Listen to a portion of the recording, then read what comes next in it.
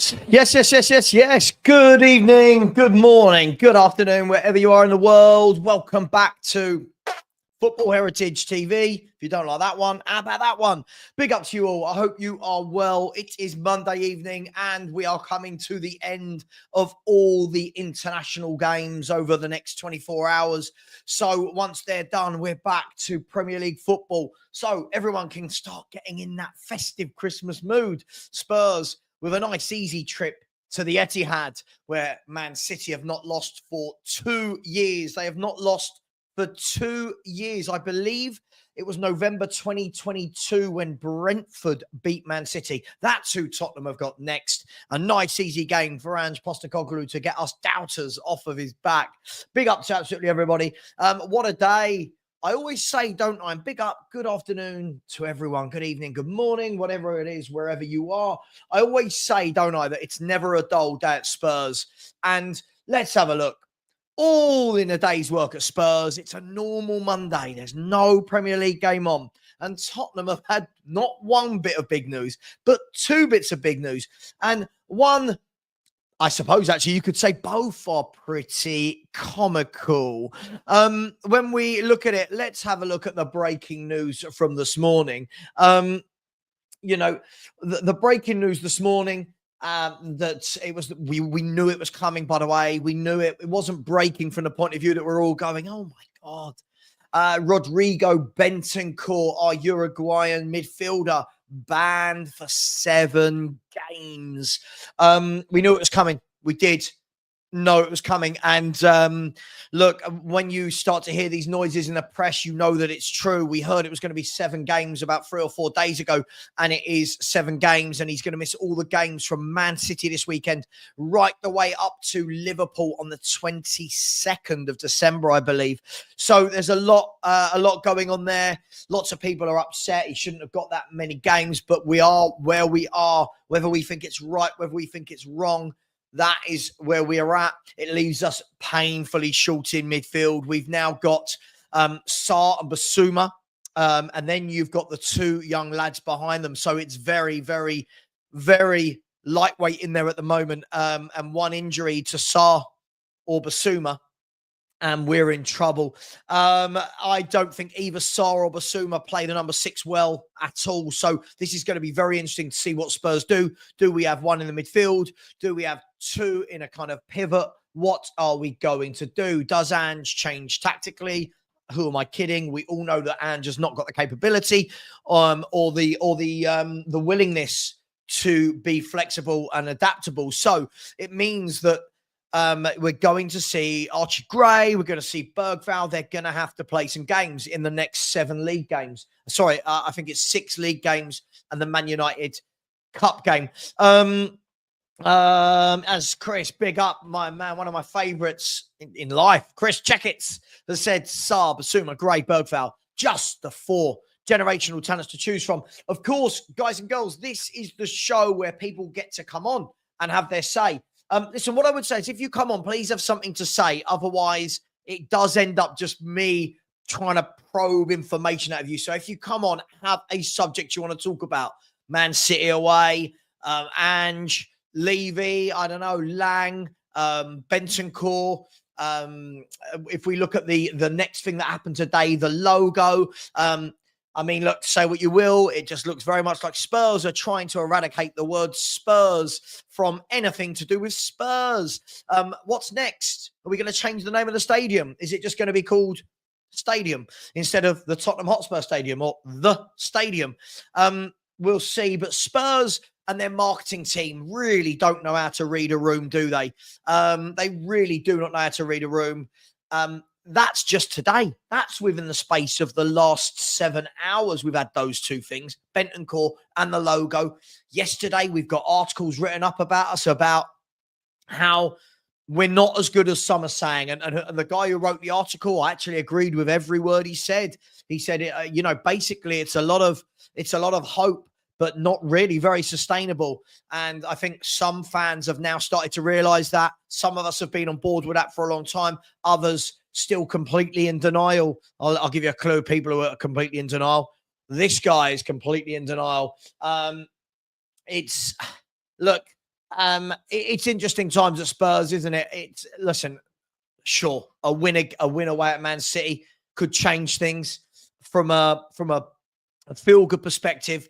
But for me, this isn't game to game. I've said my woes and my issues about Tottenham Hotspur, big up, bro, are not about game to game. You know, it's about the overall. And for the last 12 months, as I've said, I've not been impressed by anything that this manager has done. I think he's been a really poor manager, if I'm brutally honest.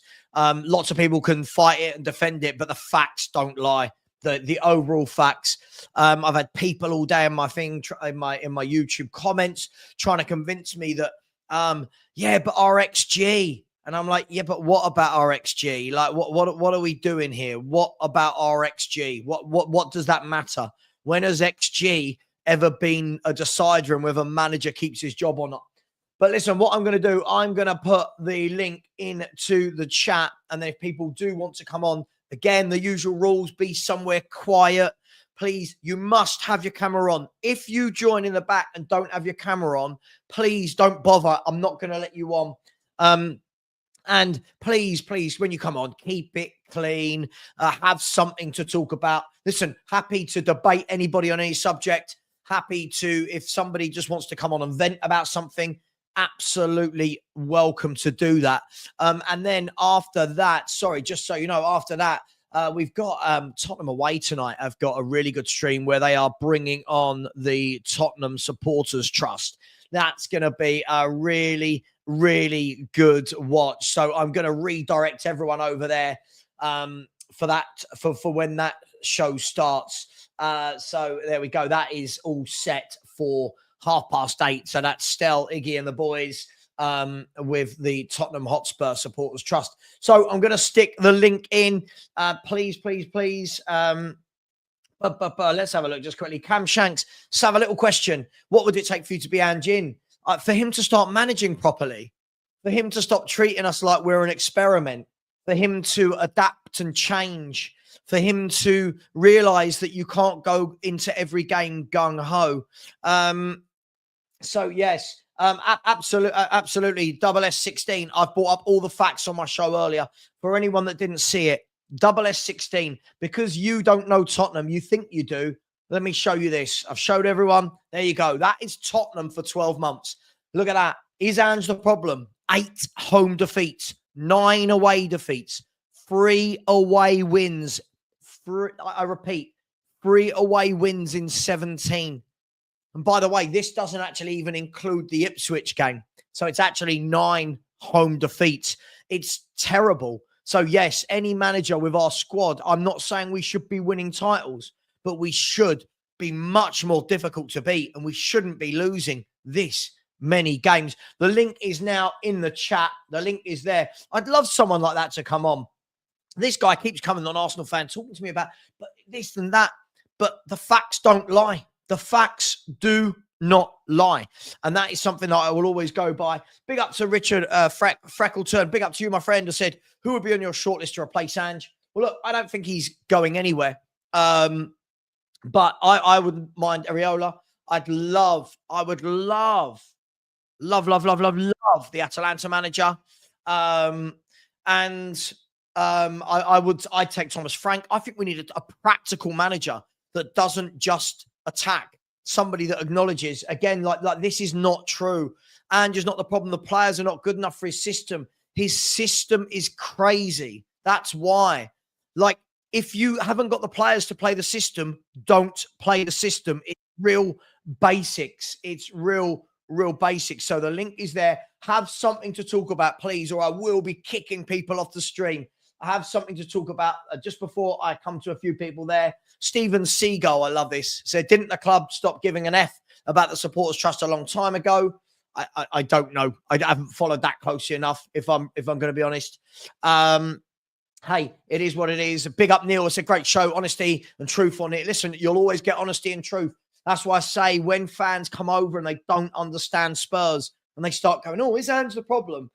Yes, our away form, 3 wins.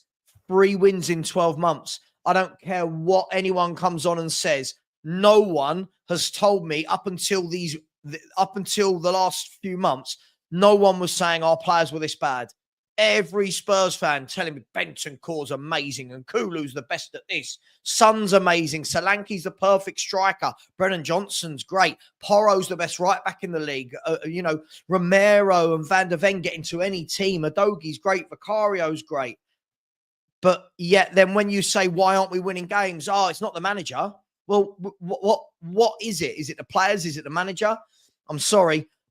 Teams with lesser managers are doing better than us. So that tells you, yes, it's the manager. Who's going to take the job? We're Tottenham Hotspur. We're going to get a manager. I love this. Sorry, before I come to the chat, but to the guests, this notion of who would come to Tottenham. Are you kidding me? We're still one of the biggest 6-7 clubs in the Premier League. Of course, people are going to come to Tottenham. If anything, they're going to get a massive payout. What are we doing here? What are we doing? Iriola won't do any better under Levy. Well, listen, look at the job Iriola's doing with a lesser squad at Bournemouth. So why wouldn't he get better out of our better players? You can't have it both ways, Billy. You tell me the players are great, then you tell me the manager's great. Something's not adding up, is it, mate? The problem is, I don't ever see people like this being practical. They're not critical. So when you say everything is great, you look silly when it all doesn't work out because no one's to blame, apparently. So, look, I think he does. I think he does. I don't think you know about Spurs at all, my friend. You were one of Ange's biggest supporters when he got the job. I mean, I wasn't one of his biggest supporters. What I said was, cool, this looks good. Let's see what he's made of. And he came in and has been a shower of shite, if we're going to be brutally honest. He's been very, very poor. And the facts I just showed you sum that up. Let me bring on Ryan. How you doing, Ryan? Yeah, Sav, man. Do you know what, right? It's a joke, right, already, Sav, because, right, you look at it straight away, straight from the off, yeah? Right?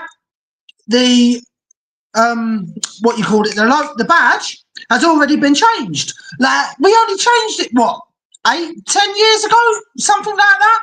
From the old one to the new one? And now we're doing the same again. But this time, it's ridiculous because it's like, what is Levy doing? He's, it's getting on my nerves. It's like he doesn't want this club to have an identity, full flaming stop.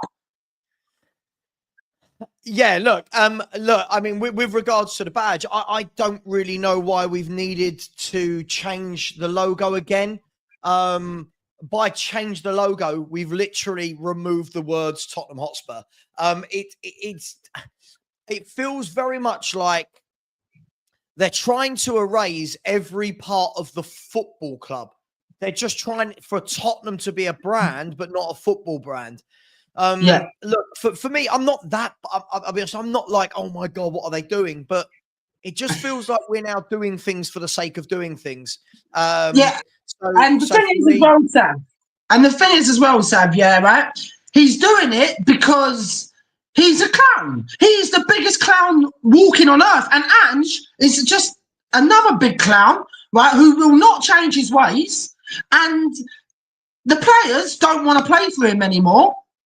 So it's quite clearly, right, and we're going to get battered against Man City. I don't care what anyone says, right, because the away form is, I don't even want to swear because I've got to be careful what I say, but it is absolutely cat poo. Let's put it like that. It is cat poo to the point where it's ridiculous. We're not going to beat Man City, right, and okay, when we beat them in the cup, I thought it was a blow par team, fair enough, and I think they should have still played their first team squad, and then let's see who was the better team that night. But hey, that's fair enough. I get to see who's the better team on Saturday night. But I am sick and tired of seeing Ange on the touchlines with his hands in his pockets for like at least 45 minutes and then another 45 minutes afterwards. It's getting ridiculous. He decides his decision-making is not going to be top-notch. It's ridiculous. And Levy just sits there and says he's going to keep him in the job. Well, I tell you what, right, Sav, if he's not gone by the Chelsea game, right, after the Chelsea game, I'm going to be fuming because we're not beating Man City. I actually don't think we're going to beat... Who have we got after that? Sorry, I've forgotten, Sav. We've got a lot of time. We've got, in the next 6 or 7, we've got Man U in the Cup. We've got Man City. We've got Chelsea, Fulham, Bournemouth, Liverpool. We've got some... Yeah. We've got some tough games coming up in the next 7 or 8. Yeah, tough games. Yeah, but I think if he's not gone by the Chelsea game, because I know the next 3 games are, and in whether they're all in the league or if they're not, I don't know if they all are in the league or not. The next 3, but like if he's not gone by that Chelsea game, and I really want to literally see Ange gone as soon as. And if Chelsea give us a thumping, that I hope they actually do, just to get Ange out, I will take that. And the problem is... Hang on, right, be careful. When we start talking about wanting to lose games, it's a slippery slope. So, for example, I think Man City will beat us. That's not me saying I want Man City to beat us, but I think they will. I don't ever want to see us get beaten, but Ange's tactics will get us beaten in some of these games because he's struggled against Palace. He struggled against Ipswich. He got absolutely tactically outclassed at Galatasaray. You know, and listen, Leicester City at the beginning of the season, Newcastle United weren't even in good form and beat us. Arsenal didn't have to do a lot to beat us. The man loses a lot of games of football and still gets a lot of love. That's what I can't fathom about it is if we looked at this form, and again, look, here's the thing for me, right? Go on. If we did this, if we looked over, you see where we are in 9th? Yeah.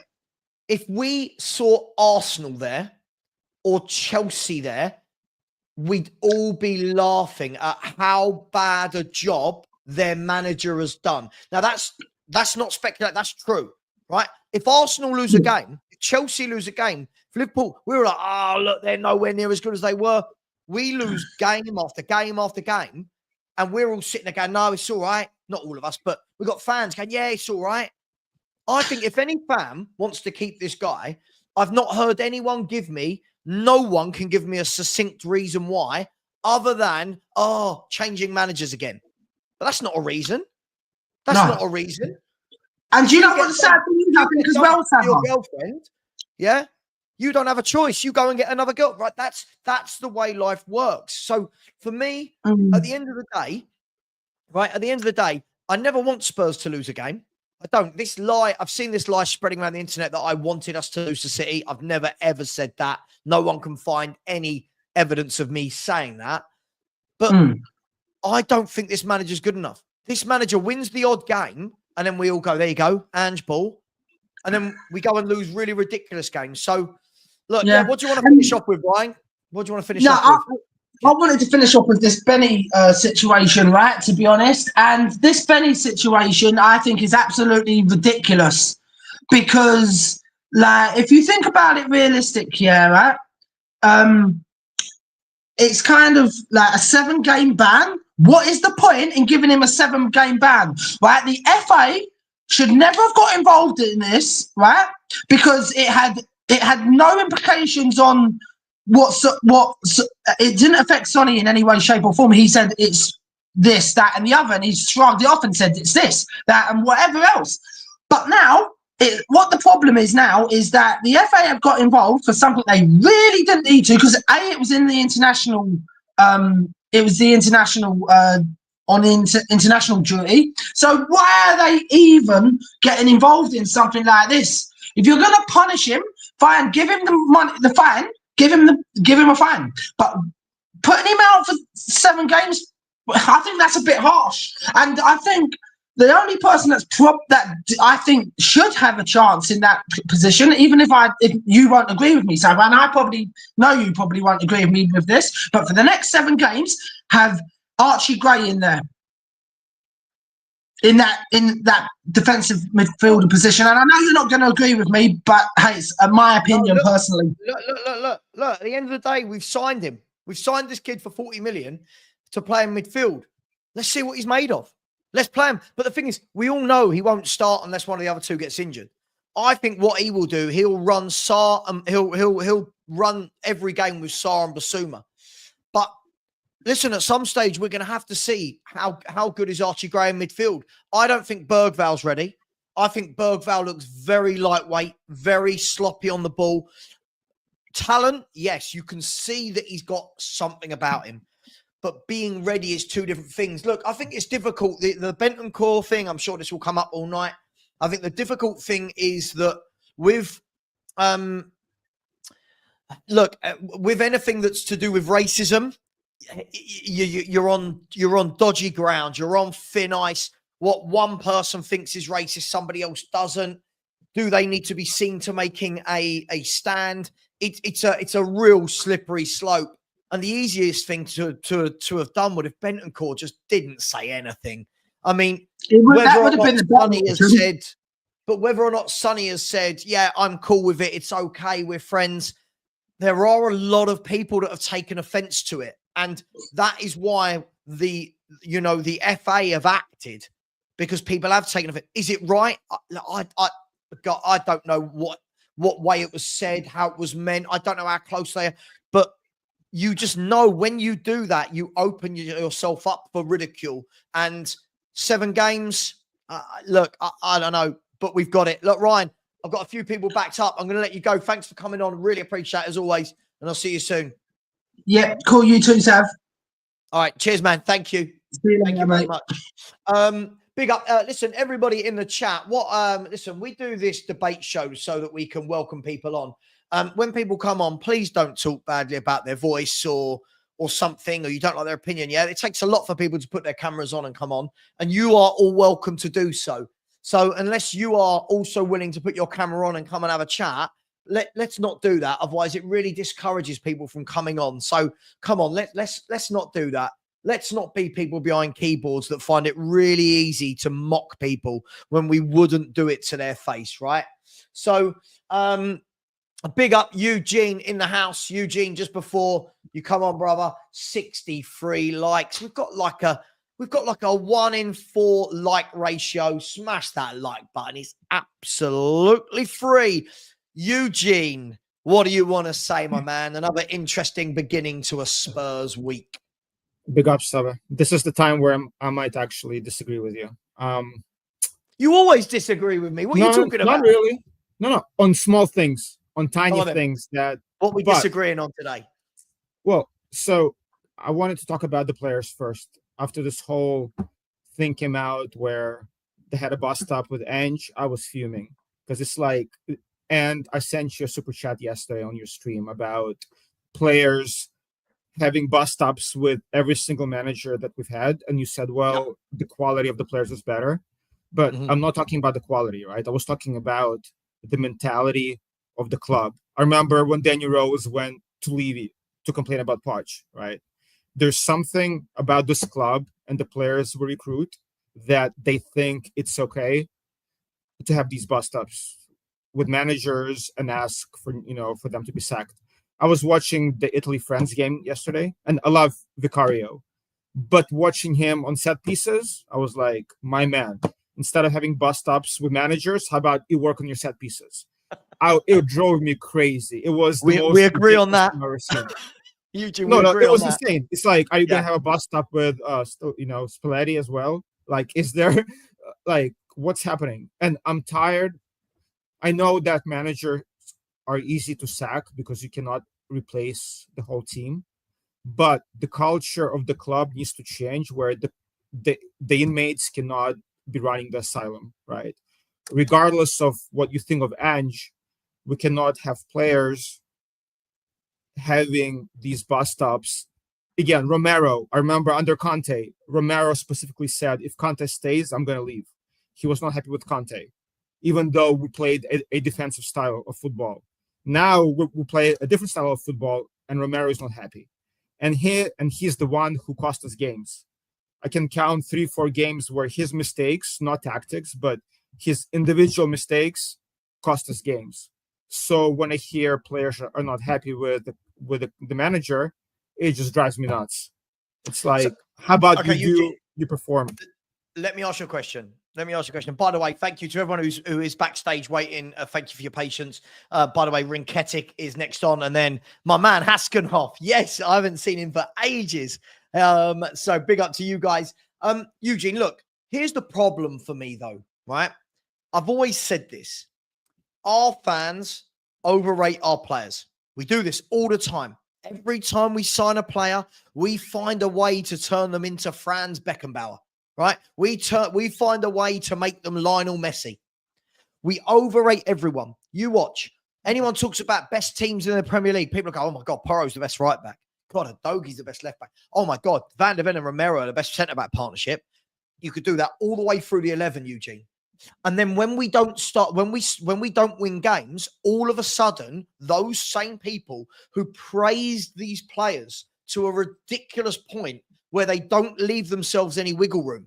And this is why I don't go crazy with my opinions, Eugene, because once you put someone on a pedestal, you've put them on the pedestal.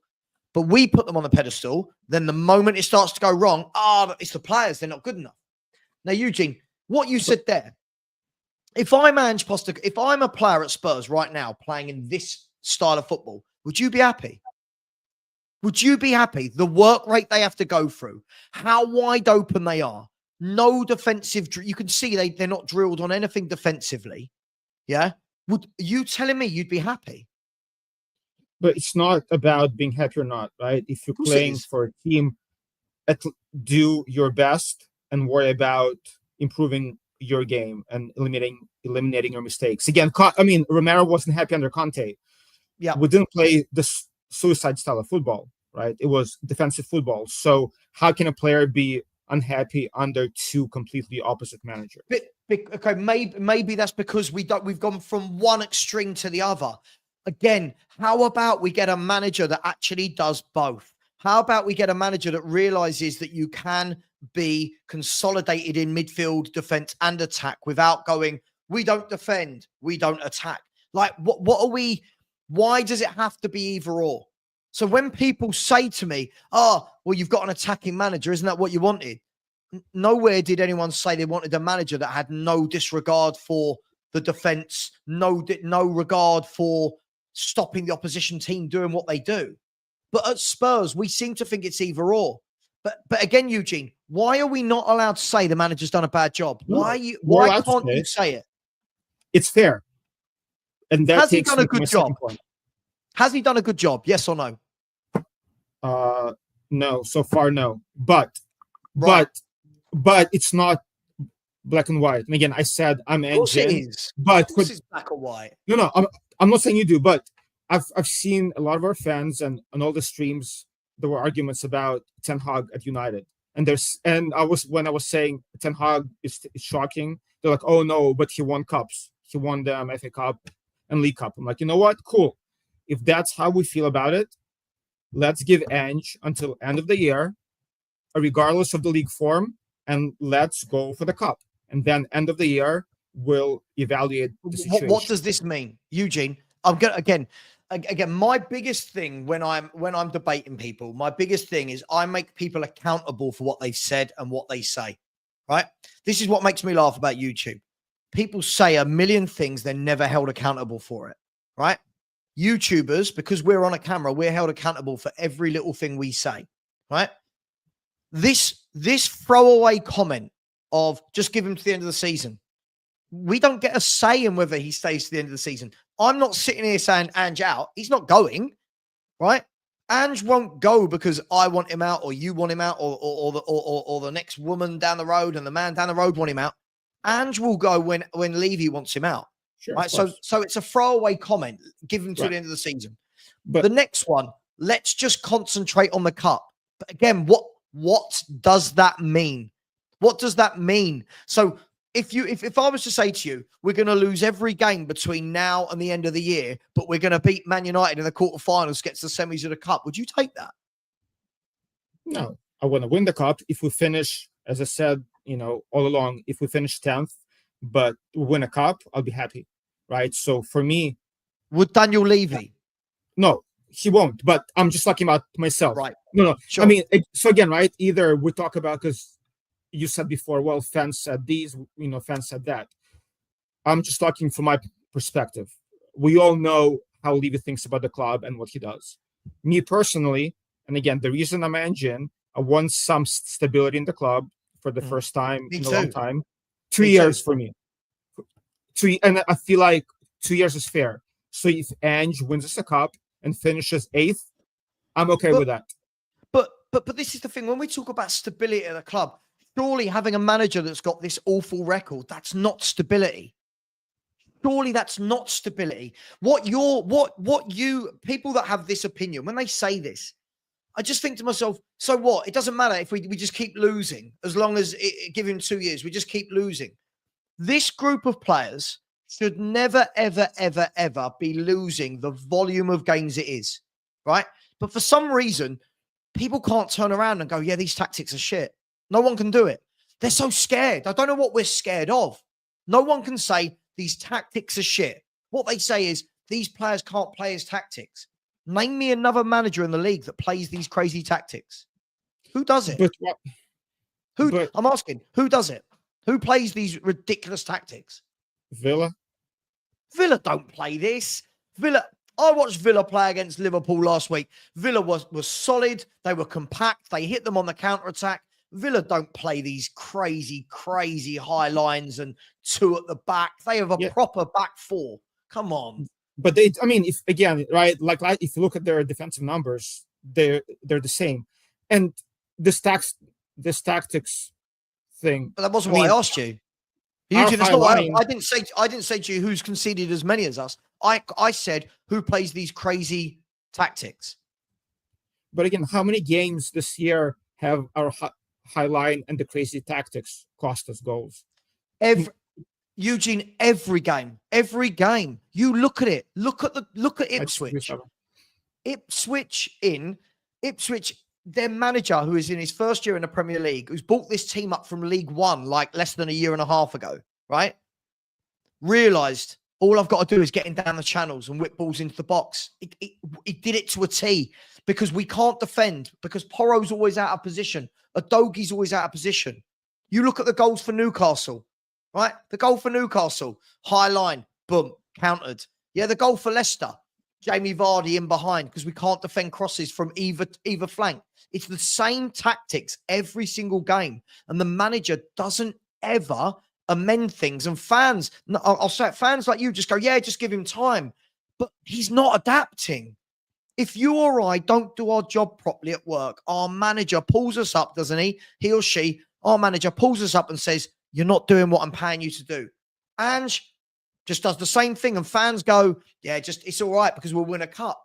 You're not winning a cup if you play like this. Look at these teams picking us apart. And we think we're just going to win a trophy. But Savva, when we play against big teams, right? When we beat Villa, we play against City. The game doesn't go that way. We get countered against the teams who play the low block, right? That's the way to beat us. They play low block and they beat us on the counter. That's how those teams play. That's how we used to beat City every single time on the counter. Yes. Right. Yes.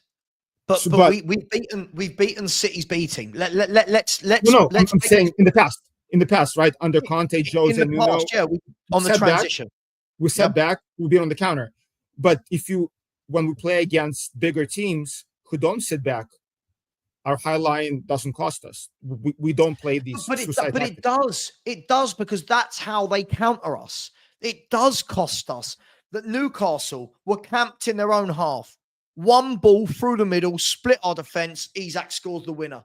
So when you're saying it doesn't cost us, it absolutely costs us. Ipswich in that first half, how many times were we going to get Leif Davis down the left-hand side because we leave so much space in behind? How many times?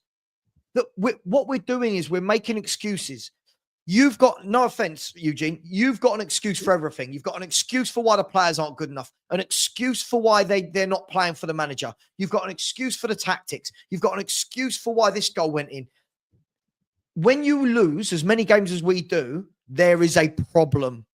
There is a huge problem when you lose this many games. Surely. It's a problem. I agree. But yeah, you say it's excuse, I say it's context, right? But you can analyze each game individually and say, hey, did we lose this game did we give up those goals due to players being out of positions due to tactics or due to individual mistakes? Like Udogie was giving the ball away, Romero Eugene, not it's focusing. been like this for a year and a half. But Eugene, it's been like this for a year and a half. Like, how long are we going to do this? I'll ask you this simple question: End of the year. Has Ange changed or adapted? In some games, yes. When? In others, no. When? In some games, he wasn't inverting the fullbacks or as much, right? Some games, again, like but if you look against Arsenal, against Villa, against City, even against Man U, right? Again, like when we play against the big teams, our tactics are different. We just struggle against low block teams that our tactics weren't different against Arsenal in any way, shape, or form. Against Arsenal, we had all the football like we normally do. We just couldn't break them down because we can't break teams down, right? Our high line wasn't as high because we had all the ball. I don't get it. I don't get it. When I show this to people, right? When I show this to people, I cannot believe there are still Spurs fans that look at this and back this. Look at the state of this. I said it to Ryan, I'll say it to you. If we looked and saw that was Arsenal in ninth or that was Chelsea, we would be laughing our heads off at how bad this is. No? But look, I'd love to hear your context for 3 away wins in 12 months. I'd love to hear your context for 8 defeats at home. Now, before I answer that question, right, have a look at the lost column in the home on the left-hand side, right? Have a look.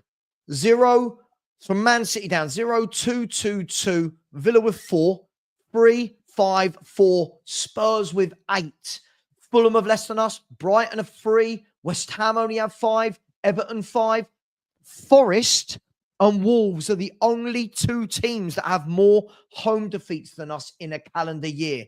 Give me context on that, please, because you seem to want to talk about context. What's the context in that? No, it's definitely shocking form. Again, I'm not saying that we're playing well. So I'm saying it. Huh? So what's the answer? You've just admitted that's 12 months of shocking form, but yet, don't worry, just keep the manager for stability. What stability? We're going like that. Well, but that goes to what you said before. You said, well, we're a big club. We can get, you didn't say any manager, but we can get a good manager in. When was the last time we got a manager that other teams wanted that wasn't our 4th or 5th choice? Jose, we got him when no other team in the league won, right. So he had to go abroad afterwards. We got Conte for the same reason. First, he rejected us, then he couldn't get a job, and then he came to us. Nuno was 15th choice. Ange was 4th choice. There's no way anybody like Amorim or Scott. So what you're doing is deflecting because we're talking of two. No, you are, Eugene. I'm going to tell you why you are, because this is listen. I can see people coming a mile off with their debates. What you do is you shuffle from one reason to another. So we're talking about Ange and his performance, but to make ourselves feel better, but which manager could we get? Forget that. Ange. Look at Ange and his performance. His performance as a manager is sackable. Is that true or not? 9th over a year, 17 defeats in the calendar year. That is an embarrassment. And to prove it's an embarrassment, let's have a look at how many some of the other clubs, right? Let's have a look at some of the other clubs have lost, right? Aston Villa in the calendar year have lost 10 games. We've lost 17. 10 games, 17. That's Aston Villa. Chelsea have lost 9. Chelsea, they're a mess. What a terrible club Chelsea are. They're dead. They're gone. 9, right? There's no point me doing Arsenal, Liverpool and City. There'll be hardly any, right? Newcastle United, 14. Newcastle United had the most injuries in the league other than Man United last season and Chelsea. They've only lost 14. But why are we looking, Savva, at the calendar year? If you talk about Villa, they finished 2 points ahead of us last year, and this year we're a couple of points again, off whatever top 4. I mean, but yeah, I'm not saying. So we're changing it now. Why am I looking at the calendar year? Because 12 months is a bloody big sample size, Eugene. 38 games are in a calendar year. That's a whole Premier League table. That's why I'm looking at it, right? When you look at that, again, this is what I'm saying is, do you know why Spurs don't deserve success? Look at the excuses. I've just told you that Aston Villa have got 7 defeats less than us in a calendar year. And your excuse is, but why are we looking at a calendar year? This is crazy. But look at the results compared to, again, losses. But okay, let's look at the draws.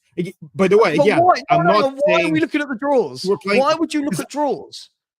They finished 2 points ahead of us last year when we were shambles, and now they're close to us as well, right? But we weren't a shambles. See, this is where it becomes so disingenuous.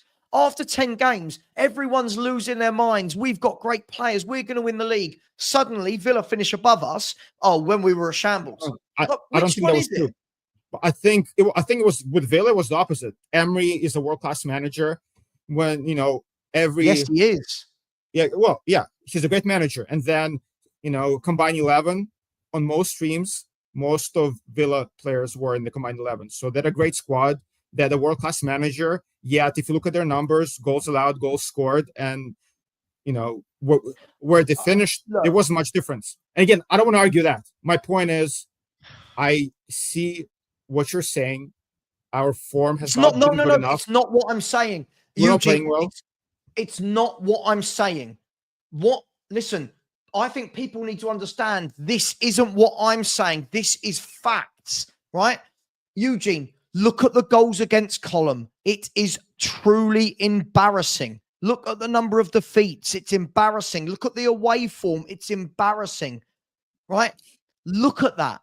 29 goals for Villa.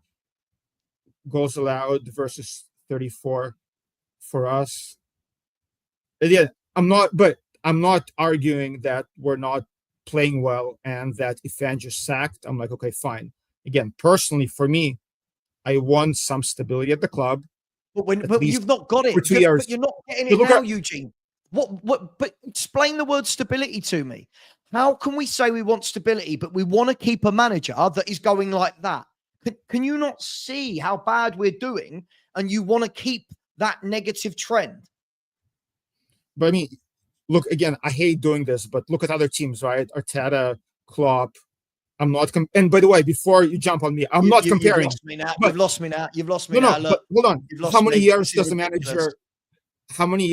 manager get in your eyes, just generally? Mate, if they're not doing well, they get sacked. But that's not how it usually is. Arteta was doing terribly for 3 years. And what's Arteta done since in 5 years? He's done nothing. He's challenging. Again, I've seen people in the chat going, "Oh, but Arteta's first 2 years. That's why Arsenal haven't achieved anything because they've got Arteta as manager." So I agree with you, but they're challenging. But you're basing failure on failure. No, I'm talking about. Yes, you are. You're setting the benchmark at Mikel Arteta. Arteta. I'm not saying I want to be Arsenal. All I'm saying is that for me personally, I want to give a manager 2 years at least to. Sure. I've got standards, Eugene. You don't. Have. That's all. You don't have. I don't. We've lost 10 of 18, Eugene. But Savva, we've lost with 10. These. Okay, if Ancelotti comes in right now, pick any manager in the world with this group of players, with how we do things. What's going to happen? I'll tell you what. This cracks me up, right? If Pochettino had this team, we would be very difficult to beat. No way. He had the best starting 11. Yeah, and we were bloody difficult to beat. And he bottled and he didn't win anything. No. But Eugene, see what you've done again there. You see what you've done again there. You've shifted from the point. You've shifted because I proved your point wrong. You went to he didn't win anything. Wasn't the point. Look at what Poch did. Poch realized we have to be difficult to beat first and foremost, right? And all of Poch's teams until the end, when it didn't work for whatever reason, after 6 years not buying players, Poch realized I've got to play to my strengths. He got us a very good, solid defense. Everyone playing in the right position. No one was going gung ho. None of this inverted nonsense. We were difficult to beat first and foremost. His teams hardly conceded goals. if Poch had this 11, I reckon we're second or third in the table right now. I reckon we're second in the table if Poch is manager right now. So you're saying that at Chelsea, Poch somehow changed? If you look at Poch's team, I don't think anybody on this squad gets into that starting 11. I didn't say they did. I didn't say, Eugene, I didn't say they did. But when you're saying Poch changes style at Chelsea, do you know what? Again, this is where people haven't done their homework. This is what people haven't done their homework. Bearing in mind, that was Poch's first season. Yeah. Pochettino's season went like this. Right? Chelsea got better and better and better and better as the season went on, as they got their players fit, as they worked out his tactics. Right? They went that way. Spurs, we're going that way under Ange. There's a huge difference. If you're telling me you don't think a manager can come in here with defenders like Van der Ven, Romero and Dragoshin, wing-backs like Porro and Udogie, yeah, playmakers like Maddison, two forwards like Solanke and Son, and have us playing a normal system where we're hard to beat, and you don't think we can win more than 3 away games in a year or not lose 8 games at home in a calendar year, that's crazy. That's just reaffirming your belief in Ange. No, but you yourself said that we overrated our players, right? So for people saying that Romero is world-class, now we see what he is. He's a good player. He's not. He can have it both ways, right? You can say that we overrate the players, but now that these players will be great under somebody else. No, Eugene. But again, Eugene, this is where you're becoming very disingenuous and unlikable right now. If I'm being honest, stop using words I never said. I never said they'd be great under someone else. Football management is about getting the best out of what you've got. Yeah. Look at teams like Fulham and Bournemouth and Brentford. Not one of their players, arguably, you would say, would get into a Tottenham 11, right? But look how well their managers do, because they coach them. They get them to be a cohesive team unit. They defend as a team. They attack as a team. They work hard, and they all punch above their weight because they believe in the manager and run through brick walls for them. We've got a better back four than what Brentford, Fulham, and Bournemouth would have, right? But the problem is the manager doesn't play them correctly. We've got better midfielders than all 3 of those teams. We've got better forwards than all 3 of those teams. But Bournemouth, in the last 12 months, have done better than us. Why? Why? But you don't think there's a difference for managers who manage smaller clubs with smaller expectations? Man. No. Tell me. Look at Nuno. So how did Poch do it? How did Harry Redknapp do it? What did Harry Redknapp do when he came in as manager? I mean, you have to go all the way back. Give me another manager. I don't have to go all the way back. I've just did Harry Redknapp, Martin Jol, Poch. How did these managers do it? Even AVB. How did these managers do it? But Postecoglou, who you all rave as a manager, can't. First of all, I'm not saying he's a great manager, first of all. So let's not do that. Right. So, but you want to keep a manager that's doing badly. So why would you want to do that? Remind me, how many years did Pochettino take before we started playing well? The first year he was about to get started, right? Do you know the difference? Do you know this is the funny thing? Yeah, what I love about it is you're all over the place with your debate right now. I love this, but I'm answering your questions. I'll pivot. That's fine. I can pivot. Pochettino's team went like this. They got better and better and better. And each week you could see the improvement. Ange's team is doing this. From the results, from the number of goals we concede, from the table, everything is downwards in trajectory. We've lost 17 of 39. We've lost 10 of our last 18. That is relegation form for some clubs. 10 defeats in 18. That's a bigger loss percentage than Ipswich are currently trending at. Do you know that? Yeah. No, I know that. But if you look at the goals conceded, we're improving. Again, we are not improving with our wins and losses, especially away. Yes, you cannot argue that. Where we are in the table, we should be doing better, even though we're in a decent position. We had some unacceptable losses. But if you look at other metrics, as you said, the goals allowed, all the defensive stats, we are improving from last year. I just want to point out, right? When people say things like this, again, for me, this is mentality, right? When people say he was trash at Chelsea, do you know from the 10th game last season to the 38th game, Chelsea had the third best record in the league? Did you know that? Yeah. Third best. But look, we've got fans that say he was trash. He wasn't trash. No, he had a he wasn't very trash. difficult start. He had a very difficult start. He had the most injuries in the Premier League, right? And then from the 10th game onwards, Chelsea went like that. Hardly anyone beat them, right? And they had the third best form over 30 games of football, right? So, no, people need to do their research before they come out with these silly comments. Sorry, I will call this for years.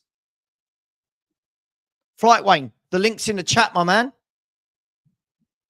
No, But again, see, Billy, when Poch was a flop, I never said Poch was massively successful. But listen, I am going to have to let you go, Eugene, because we've been debating for a while and I got Rinketic and Haskinov. But listen, all I'm going to say is, listen, this is Spurs. Our standards are on the floor.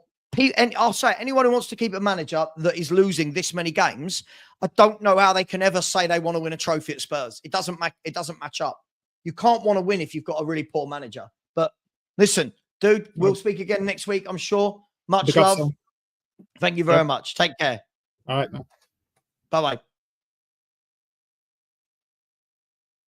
Poch made us the biggest joke in Premier League history. I mean, Matt, you're being silly, mate. Stop.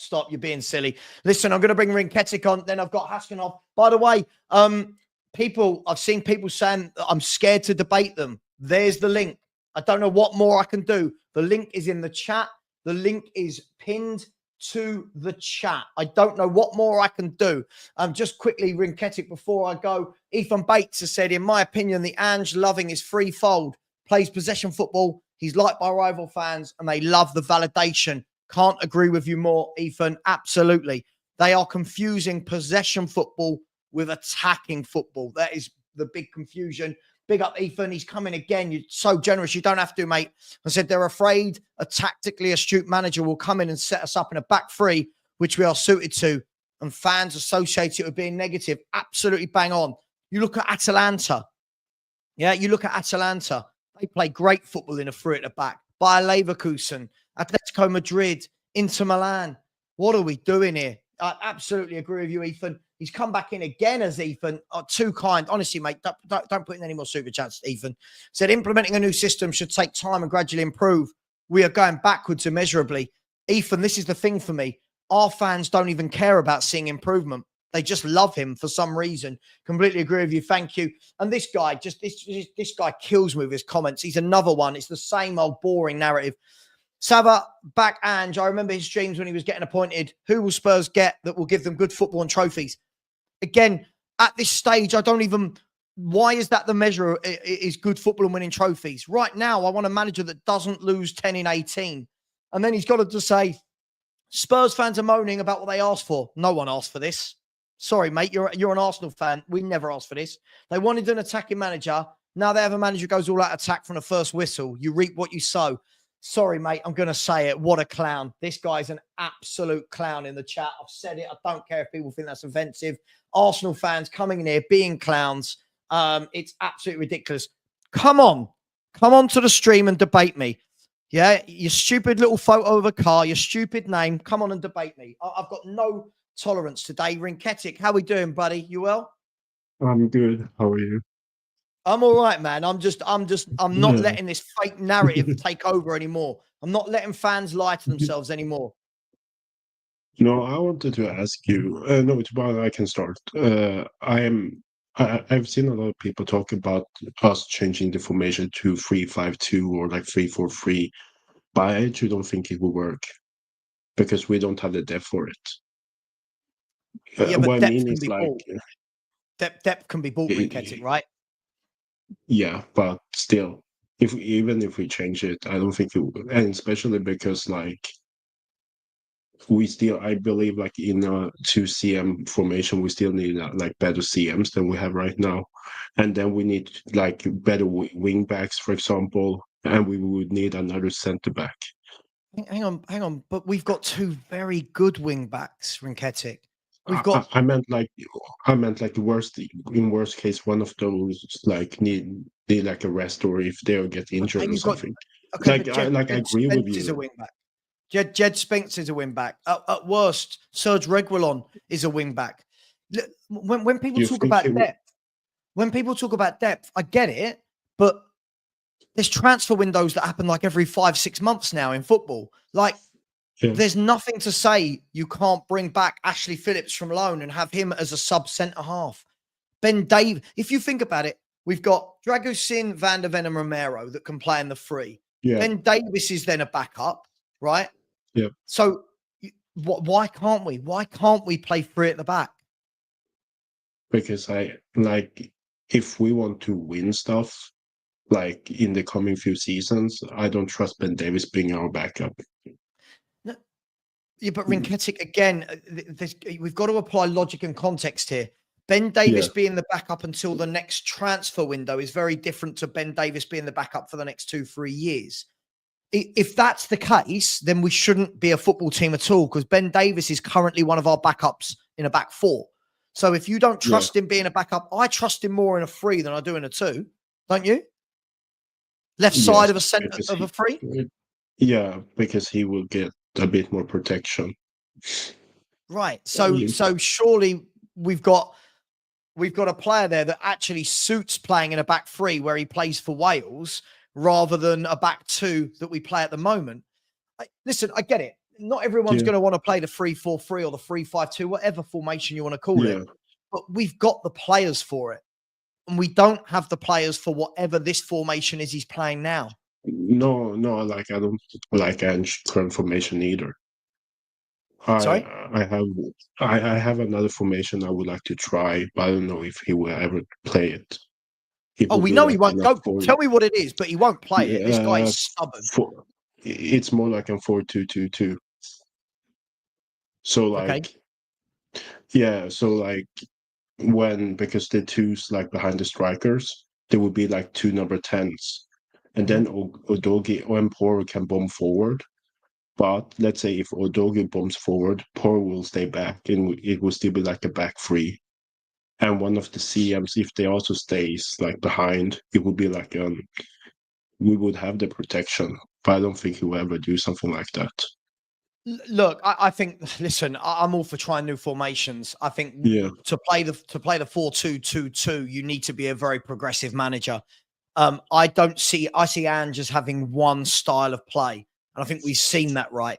I mean, you know, let's take the game for example at Brighton. You're 2-0 up at Brighton, right? You've seen in the last 10 minutes of the first half, Matoma started to rip you a new one down the left, right? They didn't score, but they should have. Surely at half time, you're making a tweak, right? Go out there, don't do anything silly, don't need to be gung-ho, double up on Matoma, we're all right. We see in the first 5 minutes of the second half, we concede. He doesn't change anything. We then go 2-2, and you're thinking, come on, mate, we're getting ripped apart here. Doesn't change anything. We go 3-2 down, doesn't change anything, and then make some changes with 5 minutes to go. And that's a manager we think can implement proper football systems. I just don't think so. No, I agree with you, especially because like at an early age, you teach like the players to be compact while defending. While we have like a water back too. And it's the same there. And and to be honest, like I don't want him anymore. That's the thing, because I don't trust him to. No, I don't trust Ange at all. Listen, look, we completely agree. Listen, we disagree on the three at the back thing. That's fine. Listen, I agree. I'm all for, for testing formations and tactics. The problem you've said there is the formation you've just named would rely on us having two players in front of the back four that can actually defend and keep it compact and solid. Exactly.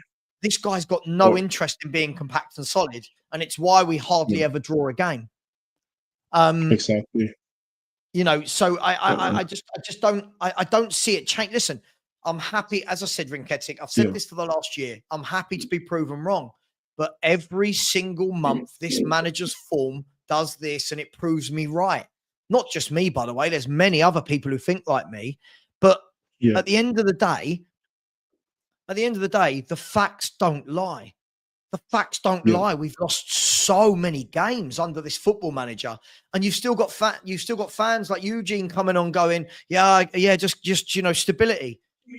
How is losing games stability? What are we? We're talking like we're Millwall.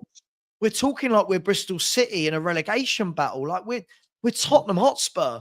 We shouldn't be losing nine games away from home in a year and losing 8 away from home in a year. Surely. May I ask something before I go off? What's your thought about the Winksy thingy? Sorry, the Harry Winks rumor thing going around. Even Spurs wouldn't go back and get Harry Winks, would they? I mean, look, never say never with Tottenham. I just can't see it. Mate, I can't see it. Look, nothing surprises me. Nothing surprises me. It's ridiculous. It's ridiculous. Yep. Absolutely. Look, Rinketic, thank you so much. Listen, I think you bring up some great points, mate. And look, we want the same thing. We want success for the club. But listen, thank you very much for coming on, and good luck with your channel as well, man. I've seen that you started that. Thank you. Okay. Thank you. Take care, bro. Thanks, mate. Right, I'm going to bring on Haskinhoff, then Mark the Sheriff. Then after that, we've got Flight Wayne. The problem is, Flight Wayne, if you don't stick your camera on, you are not coming on, mate. All you've done for the last 6 months is abuse me in chat rooms. So if you're going to abuse me, I need to at least see you having the balls to do it to my face with your camera on. But I reckon you're a troll and won't put your camera on. We'll see in the background. Everyone who's backstream can see that you haven't got your camera on, show that I'm not lying. When you put your camera on, you'll be allowed on the show, mate. Big up to absolutely everyone. Big up to my man DMB Forever with a super sticker. Always chucking in the super stickers. Thank you very much, my man. I really appreciate this. Listen, just quickly, I mean, people saying, what's wrong with giving a manager 5 years? There's nothing wrong with giving a manager 5 years, but we're in 2024. It doesn't happen that much. And if you are not seeing progression, why would I want that? Listen, big up to you, DMB Forever. Really appreciate it. But Brian, listen, if played properly with a proper manager, it's solid, right? Look at Bayer Leverkusen, German league winners last year. Atalanta, Europa League winners last year. Both play a three at the back, right? Inter Milan, look how good they are. They play three at the back. Atletico Madrid. So for me, I just think it's suited to what we've got, Brian, in my opinion. Big up, my man. Haskinhoff, thank you for being patient. And you look as sexy as always, my man. How you doing? Thanks. Yeah, I just wanted to say that I hope they sack him, Ange, this December. I think the good thing about employing him was that we have now a very good contrast to Conte and Mourinho. So we know we've gone through so many managers, so we can actually see a bit clearer what we want and don't want. So I think just having a bit more balance, like Thomas Frank, for example, from Brentford, would suit us better. So we have a bit more stability. So we can build a team based on a solid defense and a bit more, stability, I think. Mm-hmm. No, I mean, dude, listen, we've not spoke football for a while, but listen, what do you make? I know you said you don't want him here, but what do you make of him? Because for me, what I can't understand about this is the facts are telling us that it's not going well, and it hasn't for a very long time. The sheer number of defeats, the sheer number of goals being conceded, for how bad our away form is. Yet this manager, people are saying to me as though I'm cussing a manager who's won 3 leagues in a row or something. He's done a bad job. Yeah, and I think he's a bit too afraid to change. I think that's the word, because even though you can say like Mourinho wasn't successful, he had the instinct intact. So when he did a mistake, he changed. Mm-hmm. Like he just changed. And with Ange, he's a bit like paralyzed when things don't go the way it's supposed to go. It's like, what am I going to do? Like he doesn't do anything. you need that instinct. I think he doesn't have the instinct. He's too old and stubborn and just, I don't know, maybe the job is too big for him. Maybe actually it is too big for him, because you need a very brave manager at Tottenham, also because of the pressure. And I also want to say about the ownership, when we have such a mediocre ambition level, why not change more often? Just, if it doesn't work out, change the managers. They have a chance. Be brave, and if it doesn't work, just change them, because we're not paying the best wages. We don't have a very, like, we don't buy the best players, so we need brilliant minds, right? We need a manager with adaptable, a bit eccentric. I think but Ange is not the answer. He's gonna get the sack. I think he's gonna get the sack.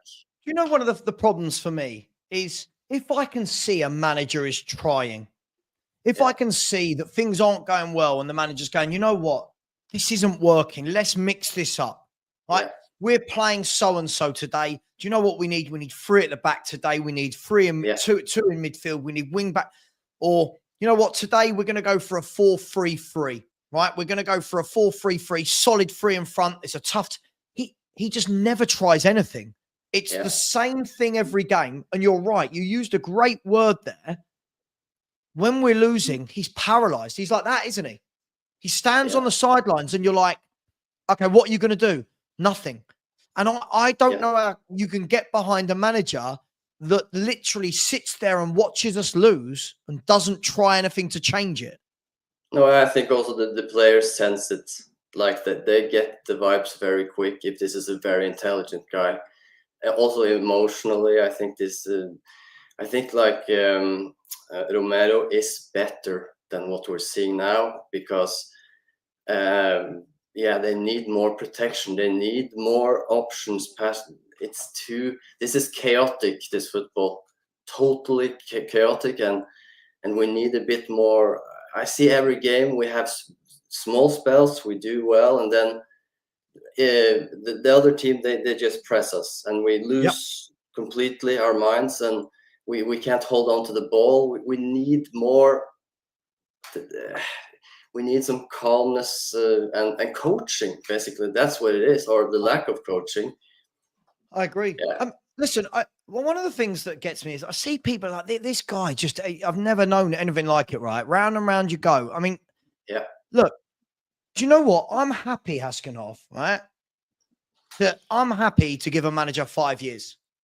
But you know what? I have to see it going like this. I have to see improvement. I can't just say, he's doing a bad job, give him more time, give him more time.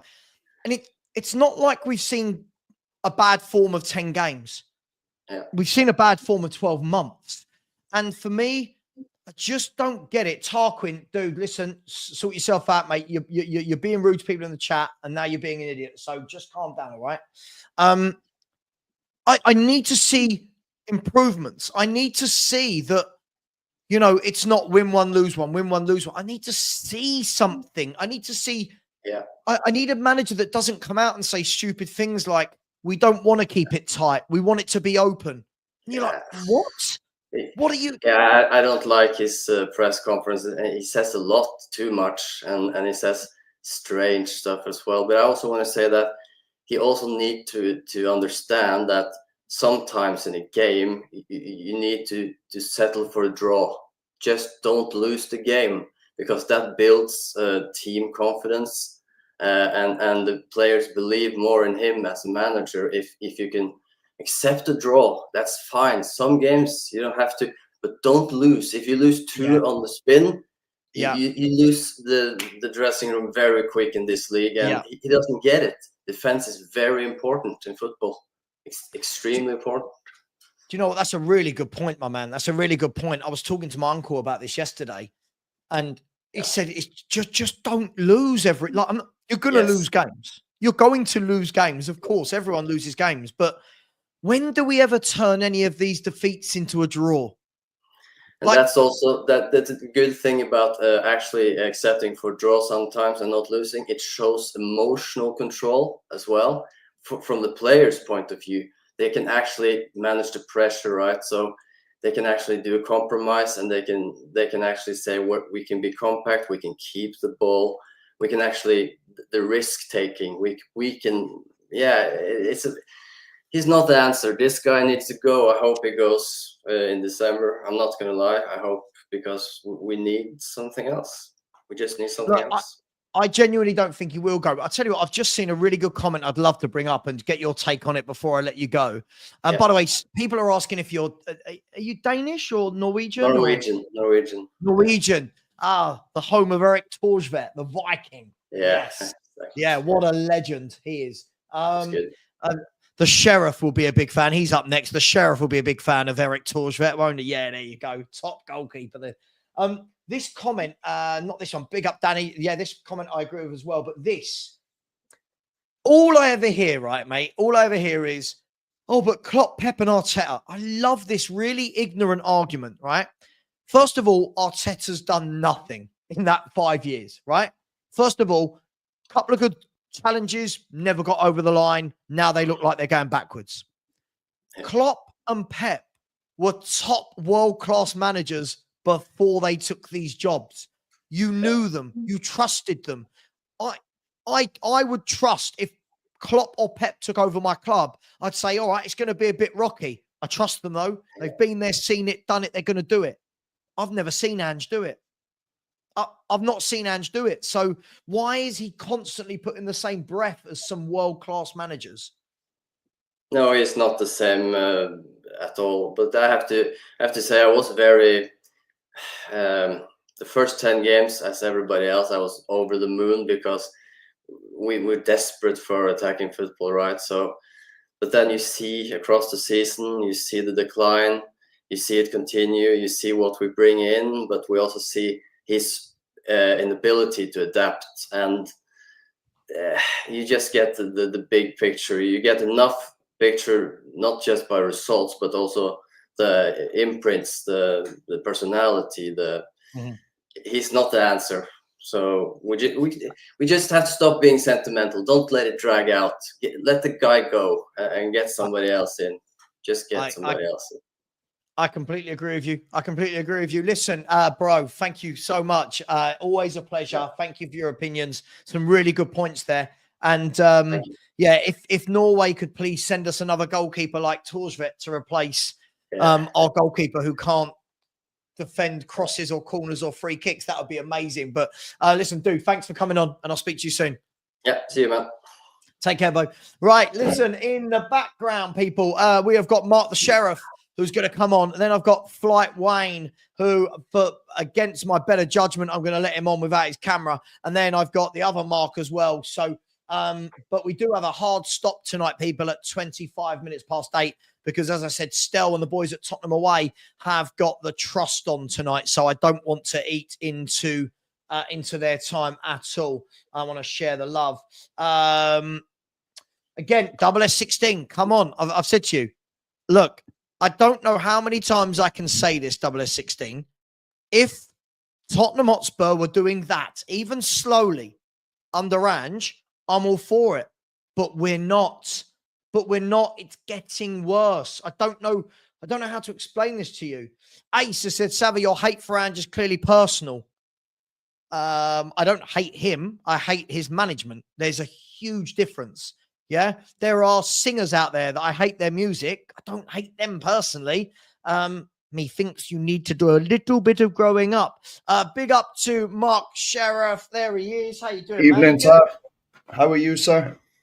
I'm all right, mate. I live for these types of debates, man. So you know me. This is what it's all about. You good? Yeah, all is good. I only wanted to come on to defend the nonsense that was said earlier, comparing Ange to my favourite manager, Mr. Pochettino. I knew when I mentioned Poch, I was like, oh, the Sheriff's going to have this. He's going to have a nightmare. Yeah, no. Well, for a start, like Pochettino, when he come in, his first season was a bit shaky, right? Well, he was getting used to the players and that. But after that, the trend was generally, as you say, it was that way. It was that way with Poch. Yeah. Only at the end it started going down. But Poch, completely different to Ange, understood the importance of defending. Because arguably, he had the best back four that we've had for possibly in my lifetime. You know, with Jan and Toby, Walker and Rose. Yeah, brilliant back four. But Walker and Rose were instructed to get up the pitch and get the ball in, but he had the defensive nous to have someone like Dembele, Wanyama, those sort of people that would fill in. They would fill in when they sort of went out the pitch. Like Ange, all he does is just like sound the hunting horn, off you go, charge up the pitch. And we're left with two, Romero and Van de Ven normally. And it's no wonder that Van de Ven's hamstrings keep going. Absolutely. It's no wonder. I've been saying it for ages. Mark, the key thing for me here as well is this is why when people, I can't stand it when people just make things up. Like that guy in the chat who says, he's just said, and he said he'll come on without his camera. That's fine. He can come on.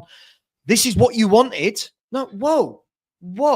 Nowhere did anyone say, listen, forget whether you love Conte's style or not, right? That's not what this is about.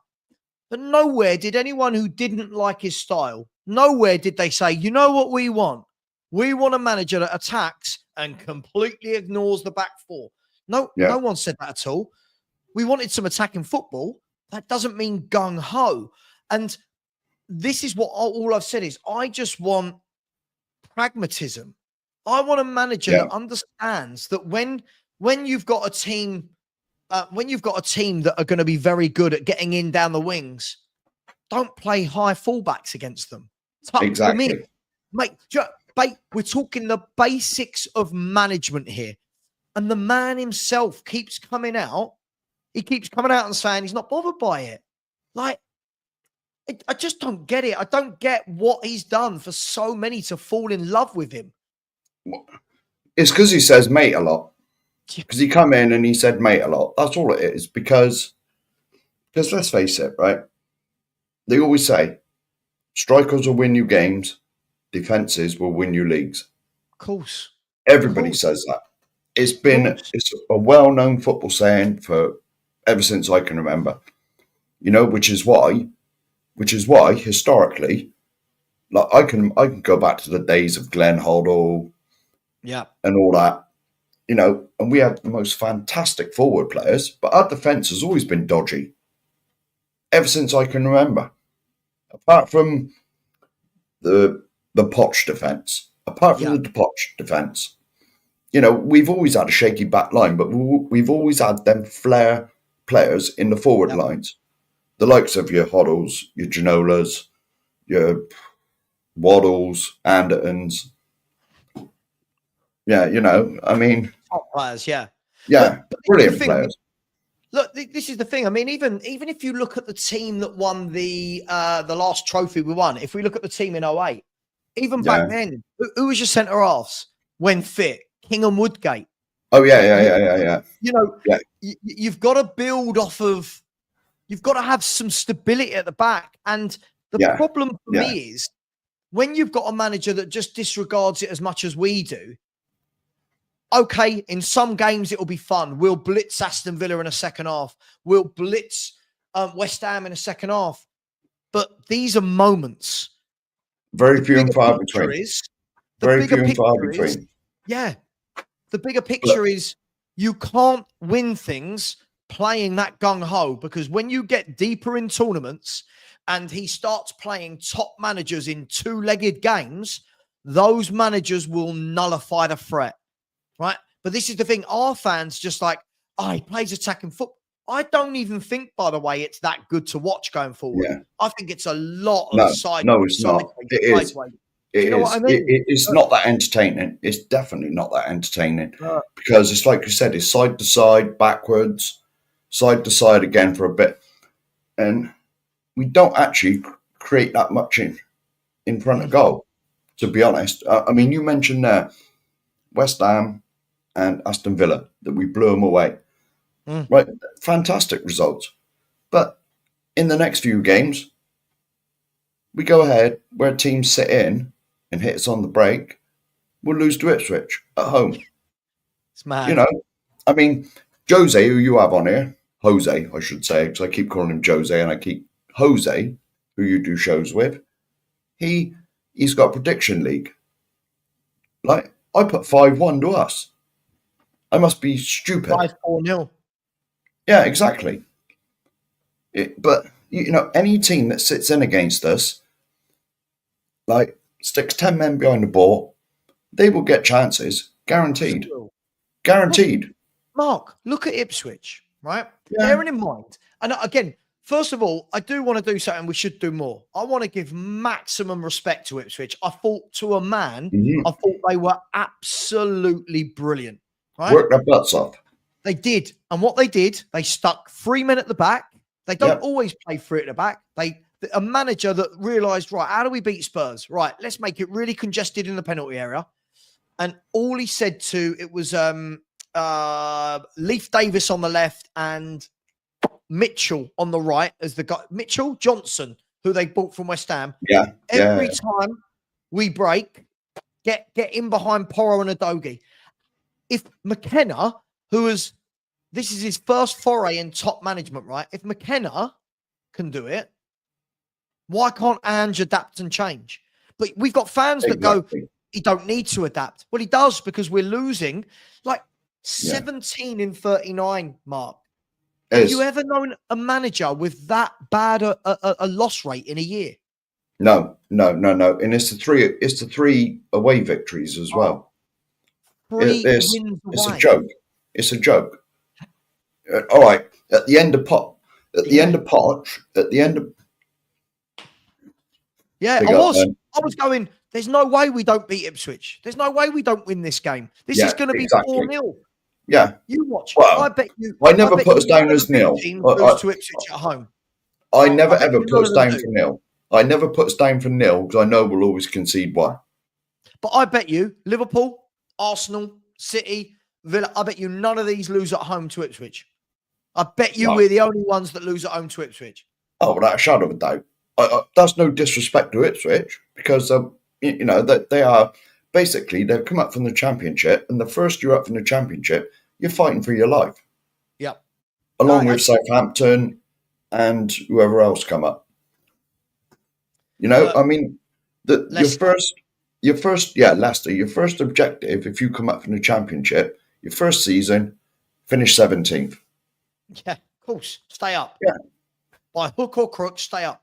And do you know what? And listen, I'm going to have to let you go, Mark, because I've got 4 people waiting. And by the way, the 4 people waiting are going to get 5 minutes each. You're going to get 5 minutes each, yeah, because I'm not going to go over past tonight. Spurs have lost as many games this season as Ipswich. Well, there we go. That tells you everything. That really tells you everything. Let that sink in. We've lost as many games as Ipswich, but people are telling me this is the right manager. Well, and again, not. Just quickly, sorry. I won't need to apologise for anything, Billy. I saw Conte beat Man City. I thought I saw Jose beat Man City. Nuno beat Man City. Poch beat Man City. Harry Redknapp beat Man City. It's not like we beat Man City and suddenly everything changes at the football club. Hey, listen, Mark, thanks so much for coming on, bro. Really appreciate it. Can I just plug my channel? Go. Crack on, man. I'm with Spurs Diehards. TTID. When I come out of here, I'll put the link in. It's me, Adrian, Ellie, and Ian Meth. Well, there you go. Ellie, stick the link in. And if everyone can get over and subscribe. Is Ellie a mod? She can put a link in, can't she? Or is it just mods? No, I didn't know that. Only mods. Or if Ben's here, he'll do it. Yeah. Oh, God, this guy followed me over to Big Up the other day. He's a nightmare. Anyway, Mark, thank you very much. The trolls are coming. It's like they've been allowed out for the night. Big up to you. Mark, there you go. Ben's put it in. Ben's put it in. Good man, Ben. There it is right there. Big up. Subscribe to all the Spurs channels.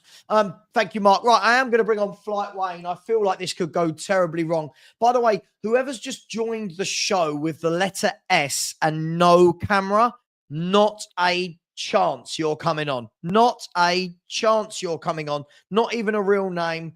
I'm going to remove you unless you put your camera on in the next minute.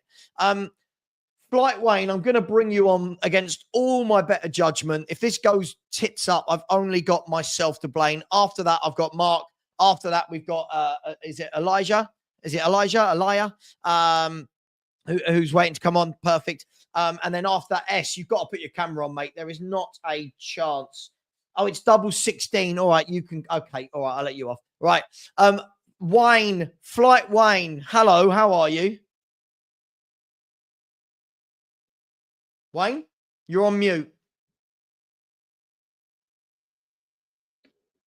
Am I audible? You're audible. Yes. Okay. Hello, Flight Wayne. How are you? I'm fine, and I want to tell you first thing. This is a rebuild. First of all, it's a rebuild. Trust the process. Is that It's how a you're rebuild. starting? It's a rebuild. Okay. It's- Can I fire back Mhm. immediately? Do it. Okay. Rebuild and process. Is they the two words you just used? I said rebuild. Okay, rebuild. What Yeah. are we rebuilding from? And what is the rebuild? Okay, first of all, at least we are a team that is somehow getting its feet, playing an attractive brand of football. At least we are being a threat nowadays. We're coming up. We're doing okay. The future is bright. The kids are developing. Our team is going to be OP in the future. Okay, so now I'm going to ask you a question again. This time, I would like some facts rather than what you think is going to happen. The problem is when you have football debates, you have people like me that look at facts and evidence, and people like you that just say, "Don't worry, it's going to be okay." So I'll ask again: what is the rebuild? Because what I've seen is we've got the same 11 as last year with Solanke. Is that the rebuild where we had one senior player in the summer? It's a process, Savva. You have to start from somewhere. Sure. Okay. I'll ask again. What's the process? No one, guys, everyone in the chat, this is what I mean. Whenever people use this guy here is typical, right? It's a typical rebuild process. Trust it. When I ask the question, what is it? No one can answer. What is it? What is the process? Savva, did you like the football that Jose, Conte, and Sereno are playing? It's not what I asked. What is the process? We're not talking about Jose. We're not talking about Conte.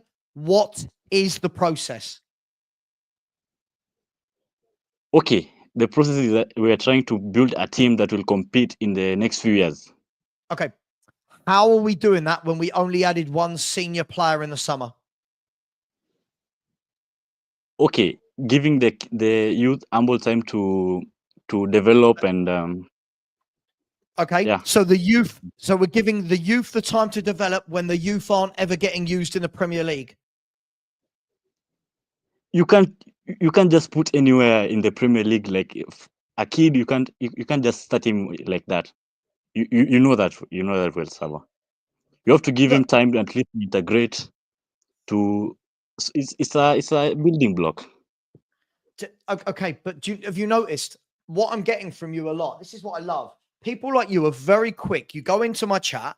You're always abusive, which is fine. I'm used to it, right? When I've actually now got you on and I'm asking you some basic questions, these are basic questions. You haven't got an answer for any of it. What you're doing is you're answering every question with a buzzword. What is the process? Why? Here's another question for you. If this is a process, why is it going backwards from last year? Why are we getting worse if it's a process?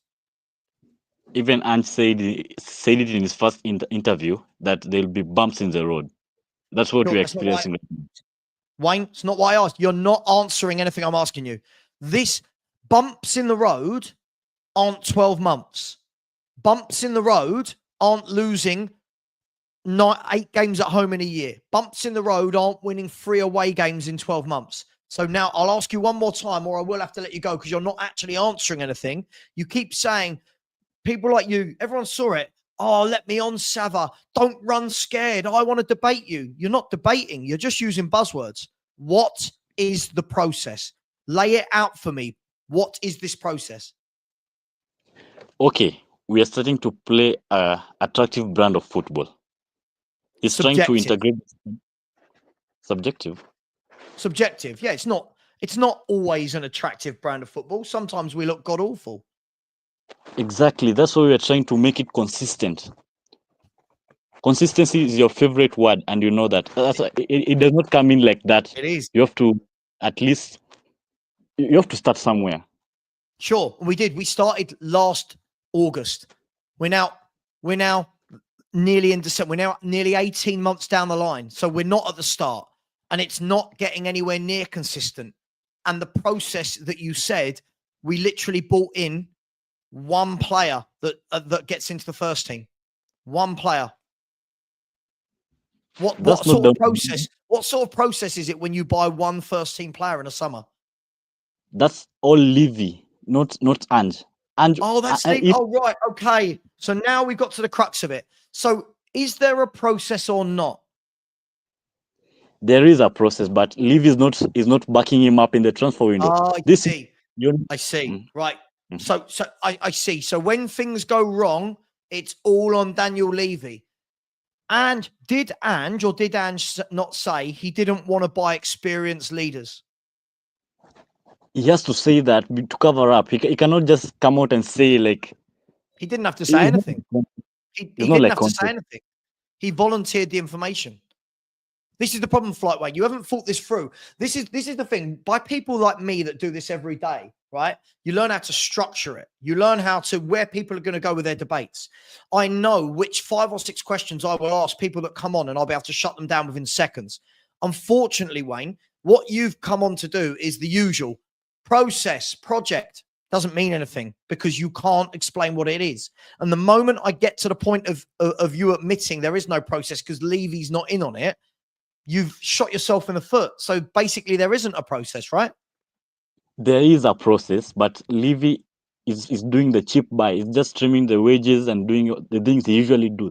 Like he always throw every manager under the bus to keep him to keep just playing it safe, so that the fans don't turn on him and riot and do the protests and general. Look, Wayne, I'm going to let you go because you haven't actually said anything. I'll be honest. I've had you on for 6 minutes now.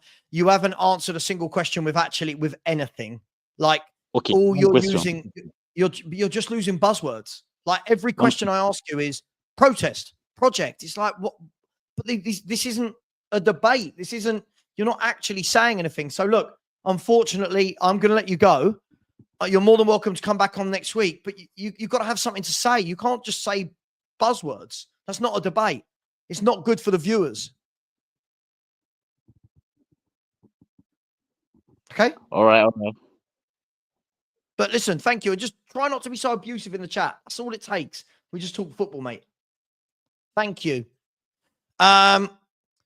Mark, you're up. Sorry, Mark. I can't. Hang on. I'm going to kick this Colin, whoever he is. God, why does YouTube bring out the worst in human behavior? Mark, how you doing? We've got 5 minutes. How you doing? And Elijah's up next, and then it's double S16 or what his name is. Hey, mate, you all right?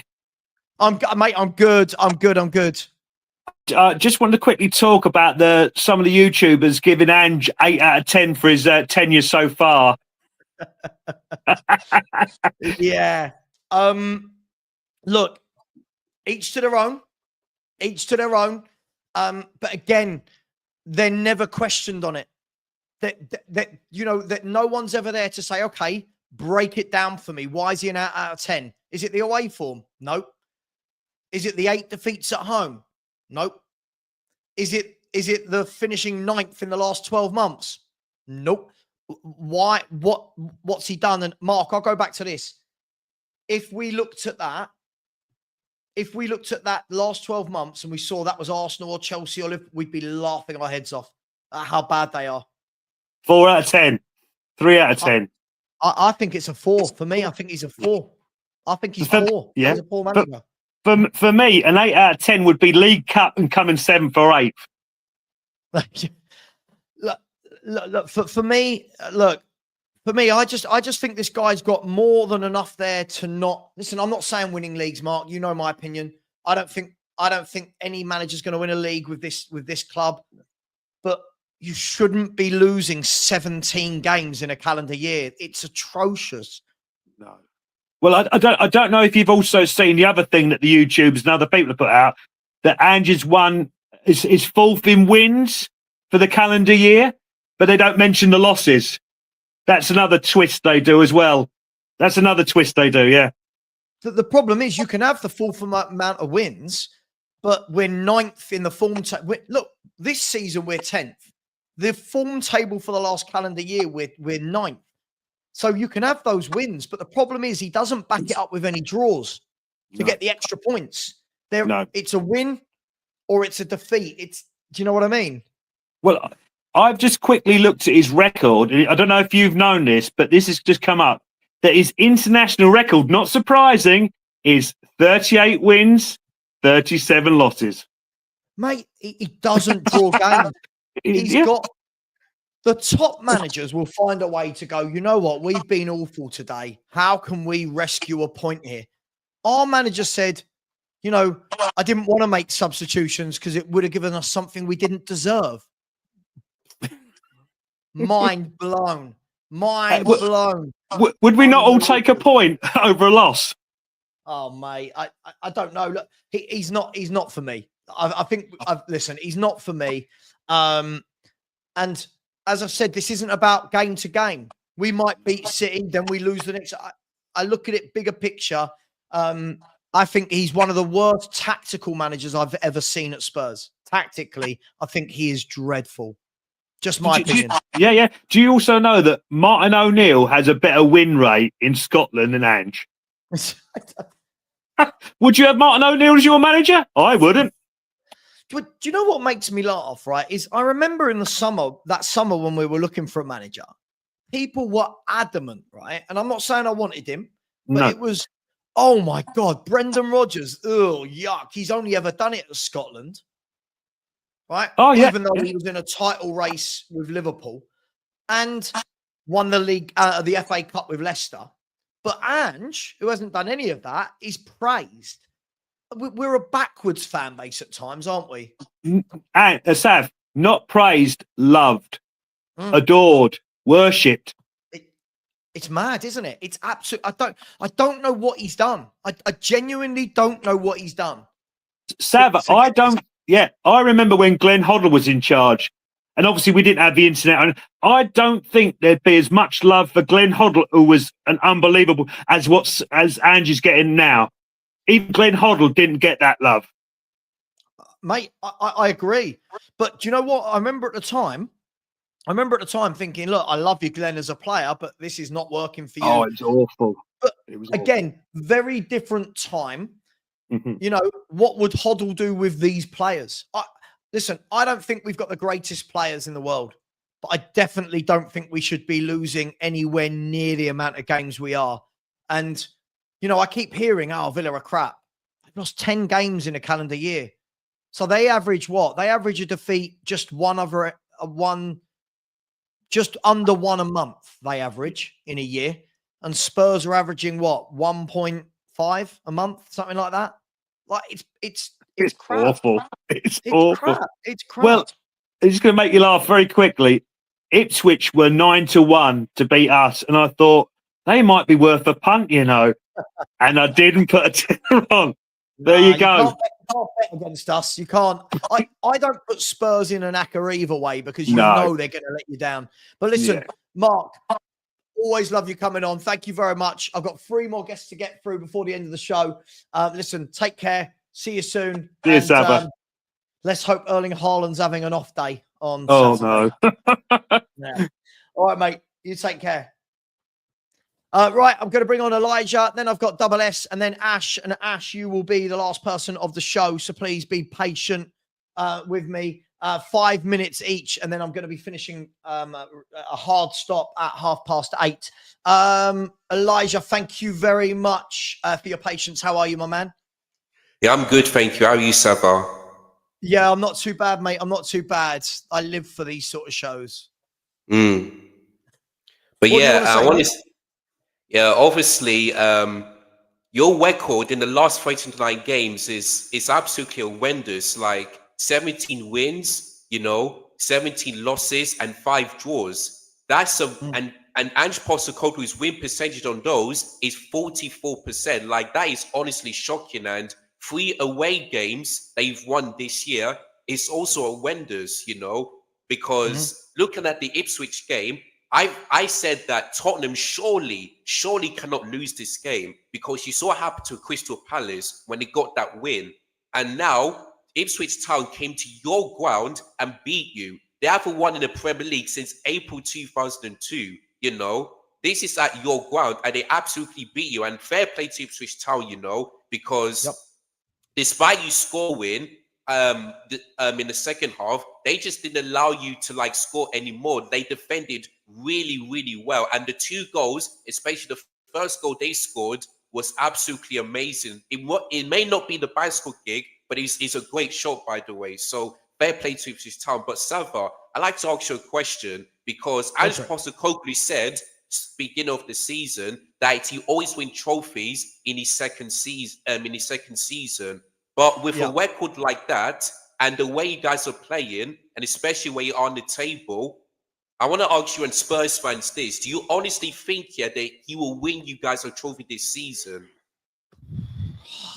Look, I genuinely don't know. Look, at Spurs, we get very hyped up. We've made a quarter-final and we start thinking it's a final.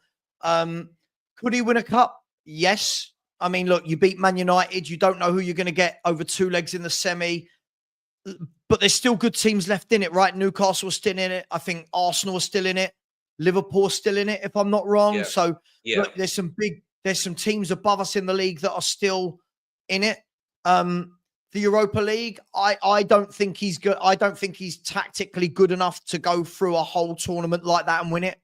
I might be wrong, but I think we saw his first test against a good team was Galatasaray, and he set it up horrendously. So until I see a little bit more from him in games, I don't think we will. But listen, at some point we're going to win a cup. We have to, right? It's been 17 years. At some point, we're going to have to get over the line.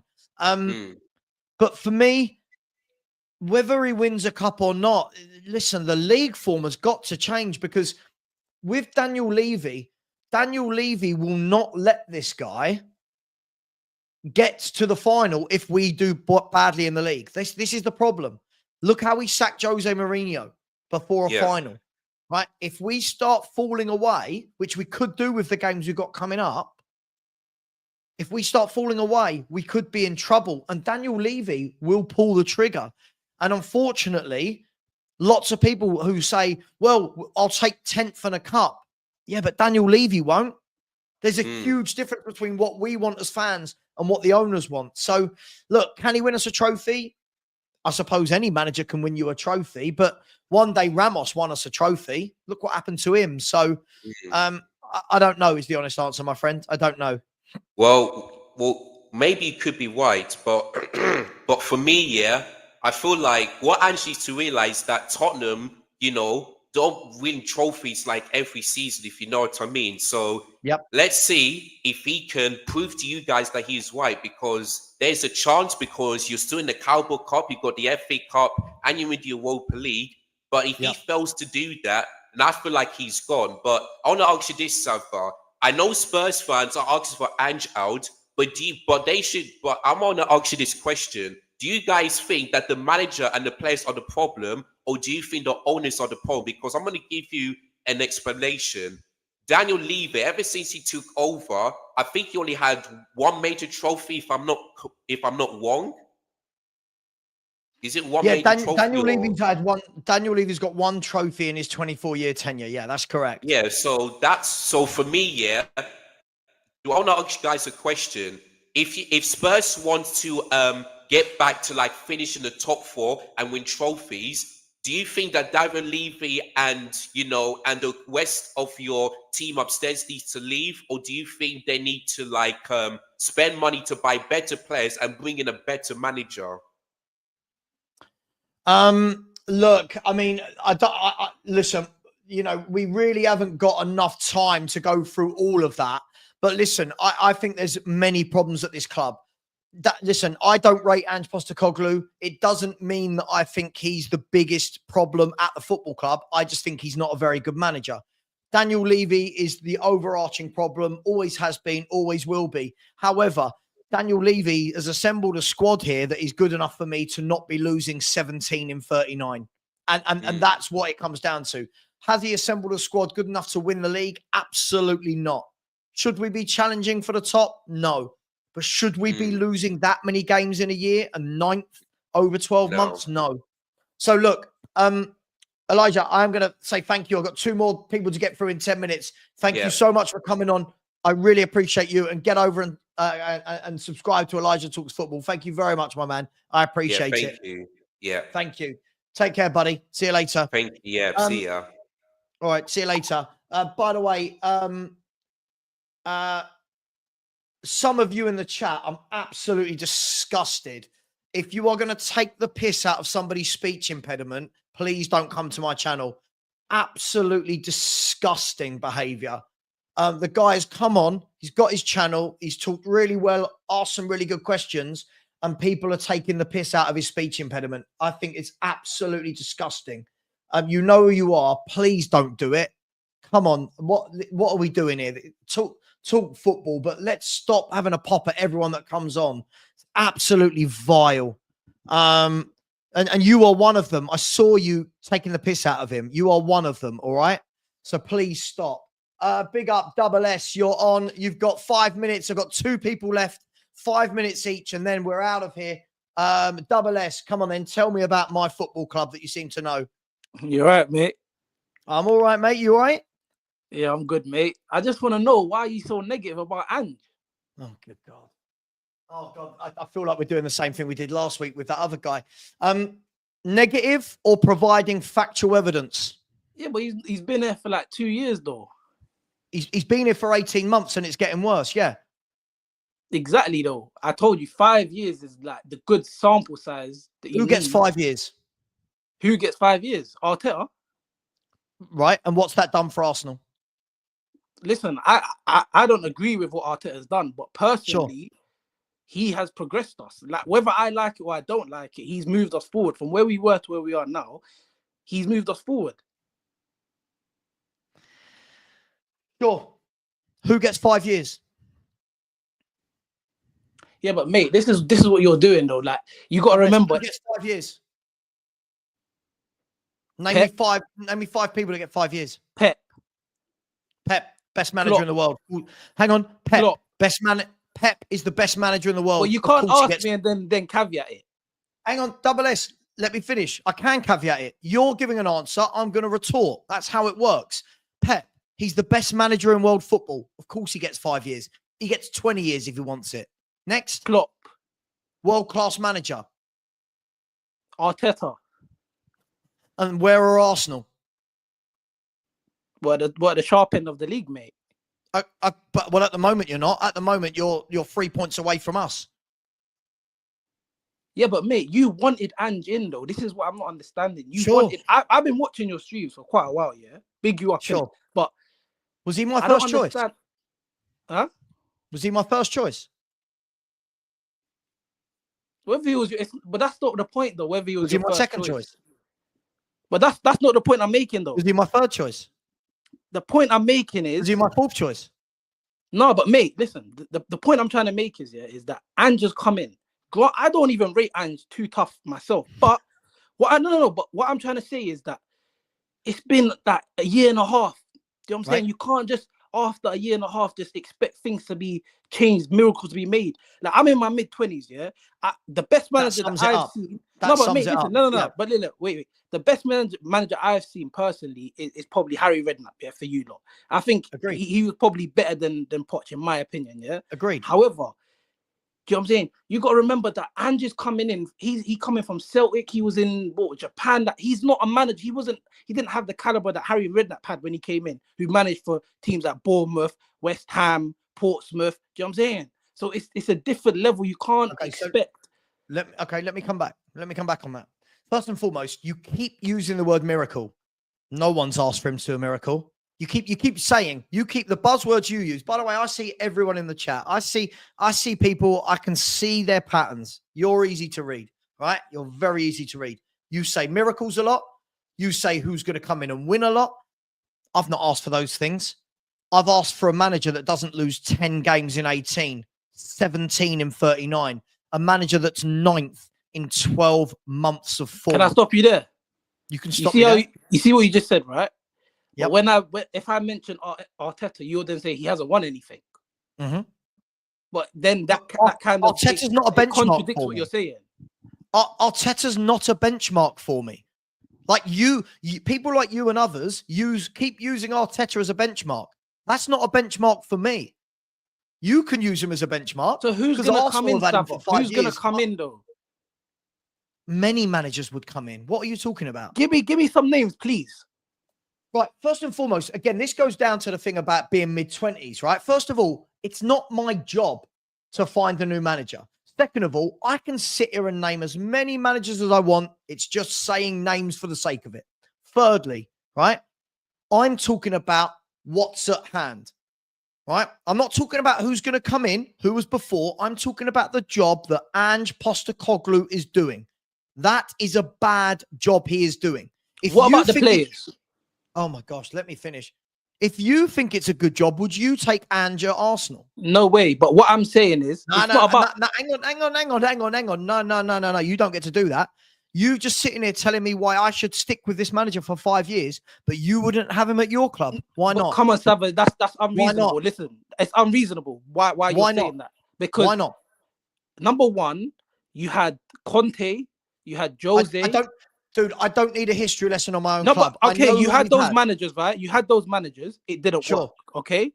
Why didn't it work? Huh? Why didn't it work? Well, there's multiple factors why it didn't work. Levy, players.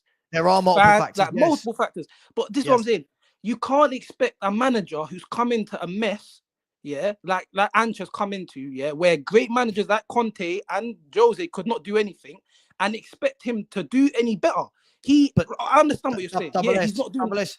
What is it you think I expect from this manager? We've got 1 more minute, by the way. What is it you think I expect? You keep saying miracles. You can't expect. What is it I expect? Tell me. You seem to know me very well. Well, maybe not you, but in general, the Spurs fan base. Do you get what I mean? God, what do you think those that don't like Ange expect? Okay, when you had Conte and Jose, you were saying that you want a manager that's going to progress. You want a manager that's going to play attractive football. And just come in. Stop talking about Conte and Jose. It's got nothing to do with this conversation. This is what I mean. People can't seem to debate their point. You have to bring outside factors in. No, but I'm making a point though. Ange is playing a style of football that a lot of fans were asking for. Is he? I mean, you dominated Arsenal. You dominated us. Double S. We've lost 17 games in 39. What style of football is that? That's a losing style of football. Yeah, but mate, you keep saying that, but it's different though. You can't keep trying to make one point make sense with the other. It doesn't work like that. So hang on. You're talking about, right? But his style of football. His style of football is a style of football which is seeing us lose more games than we've lost before. So what are you talking about? How can the style be good if we're losing a lot of games? Clearly, it doesn't work. The reason why, what I'm trying to say is that Ange needs time. That's all I'm trying to say. Is that right now, all the managers I've listed before, they had a year, 2 years. Bloody Nuno had 10 games or something, and you kicked him out. And what I'm saying is Ange needs time. As I said, if I saw we were doing this, even slowly, I'm giving him the time. We're doing this. But you was doing that at the start of last season, though, mate.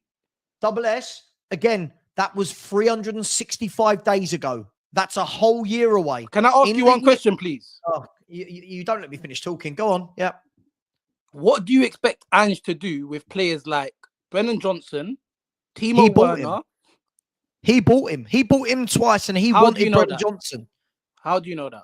Douglas, I'm not getting involved in this. What do I expect from Ange? You asked that question. I'll stick to that. Before I let you go, what I expect from Ange is not to lose 9 games away from home in a year.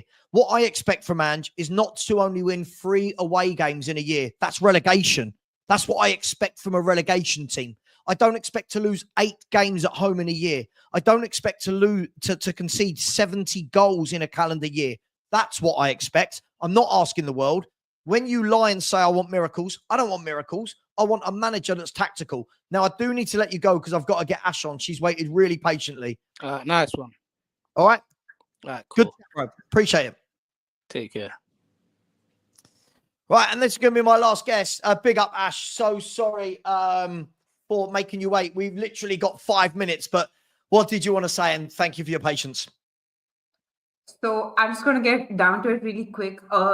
Before I give you my point, let me establish what I think you and I agree on, which is that I don't care who the manager for Spurs is. I want Spurs to do well, and irrespective of manager. And the second thing is that the manager is never the biggest problem in Tottenham Hotspur. Their problem is systemic, and it comes from the top. Those are 2 things I feel like you and I agree on, right? Absolutely, we agree on that. Now, for me, I'm not Ange in or Ange out. The only reason I would say to keep him is that we are currently in all 4 cup competitions still, right? And changing the manager is a period of upheaval. Now, to me, I would wait. Even if we wanted to change the manager, it's possible that we do. Thank you, Ben. It's possible that we would.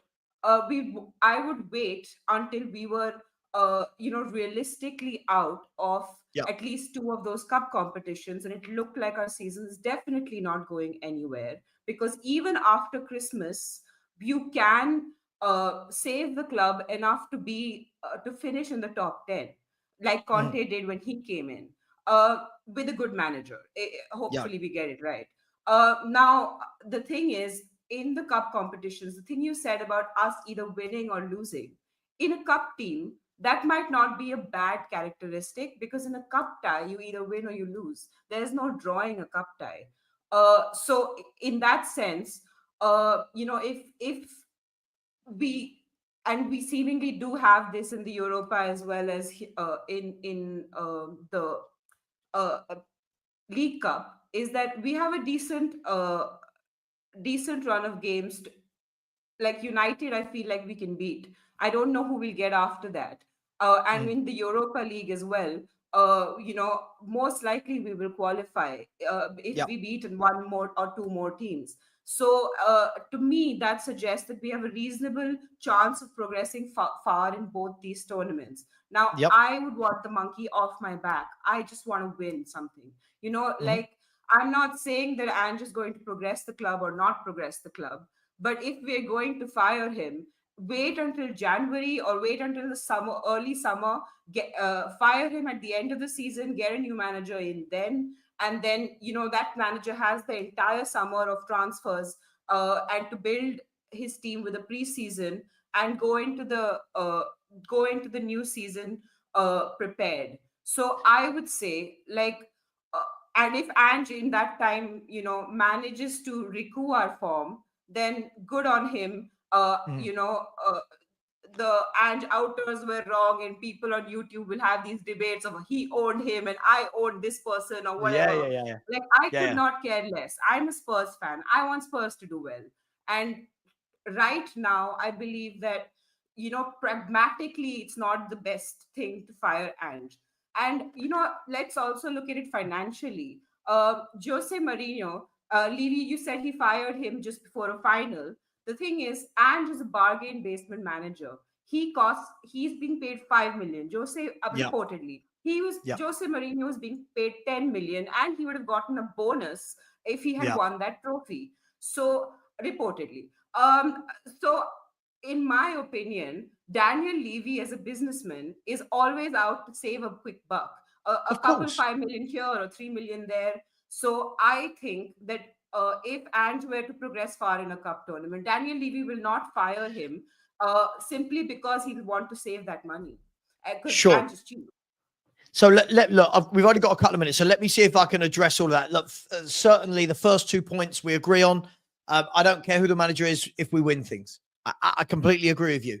I'm happy to be wrong. If we get to the end of the season and we finish fourth, we win a cup, I can sit here and go, take it all back, and you're the man. But equally, when we're saying what I disagree with you on is, by the way, I'm not saying sack him now. Me saying I don't like and rate the manager, everyone makes it out that I'm coming on stream every day going, ow, ow, ow. He's not going anywhere. I've said that a million times. Me saying he should leave, and people saying, give him to the end of the season, it doesn't really mean anything. We're just football fans. It's just an opinion. For me, it's all well and good saying about the cups. And yes, we should go through in the Europa League. It's a nice group. We should go through. But what if we just keep losing 2 of every 3 games in the league? How long do you know what I mean? These are the questions that we need to ask. How far... at the moment, it's fine. We're 3 points off because it's very squashed in there. But we know Daniel Levy, when it gets to 8 points, 9 points, that's where Daniel Levy goes, stop, hang on, I need a new manager bounce to see if someone can rescue us and get us into the top 4. Look, I'm not saying sack him right now. I've always had the same opinion. If I wake up tomorrow morning, Ash, and he's gone, I lose 0 sleep. I don't care. I'm not going to be like, oh my God, poor Ange. I think he's a poor manager. That's different to me sitting here and going, out, get out, out, out, out, out. I don't rate him. I can't help that. I don't rate him. I think tactically he's absolutely inept. I think the standing on the sidelines like this when we're losing, and for me, it's not good enough. But look, do you know what, Ash? I think we can both agree, and we'll do a stream together at the end of the season, right? And we'll go through all of this. And hopefully we're sitting there going, oh my God, we've just won the League Cup, the FA Cup, and the Europa League. But if he doesn't win those things, it only highlights how bad the league form is. Because if the league form is poor, you've got to have something to show for it. So, look, it's November. We'll see how we go. But we've got 9 games in December. A game every 3 days. That's going to sort out what we are as a club. Come January the 1st, we're either going to be right up there in the pack, or I think we're going to have tailed off massively. Let's see what we're all about. Is that fair? Yeah, I feel like that's fair. That's why I said January, right? Because that December period becomes like the trial by fire. Yeah, agreed.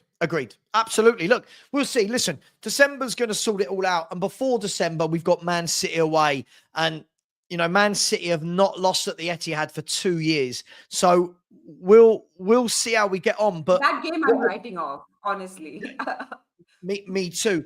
But we'll see. Look, listen, Ash, loved having you on. I do need to let you go because the guys over at Tottenham Away have got the Tottenham Trust on. I've redirected everyone. When you get there, please just type in Savva Raid. Ash, get my details from Ben or from someone else. Let's do a show together. And we'll do a weekly show together if you're up for it. We'll talk. All right, we'll talk. Thank you for having me on. Bye-bye. No, thank you for coming on. Appreciate it. Take care. See you later. Everybody, thank you very much. Thank you very much to all my guests. Big up to Ash there. Some really good talking points. Big up to you, June, who said, great show as always. Thanks for coming on and debating. I am going to go. I need some dinner. Please go and show some support to Stel and the guys. I'm redirecting you all now over there. Please type in Savva Raid. Take care. Much love. And as always, come on, you Spurs.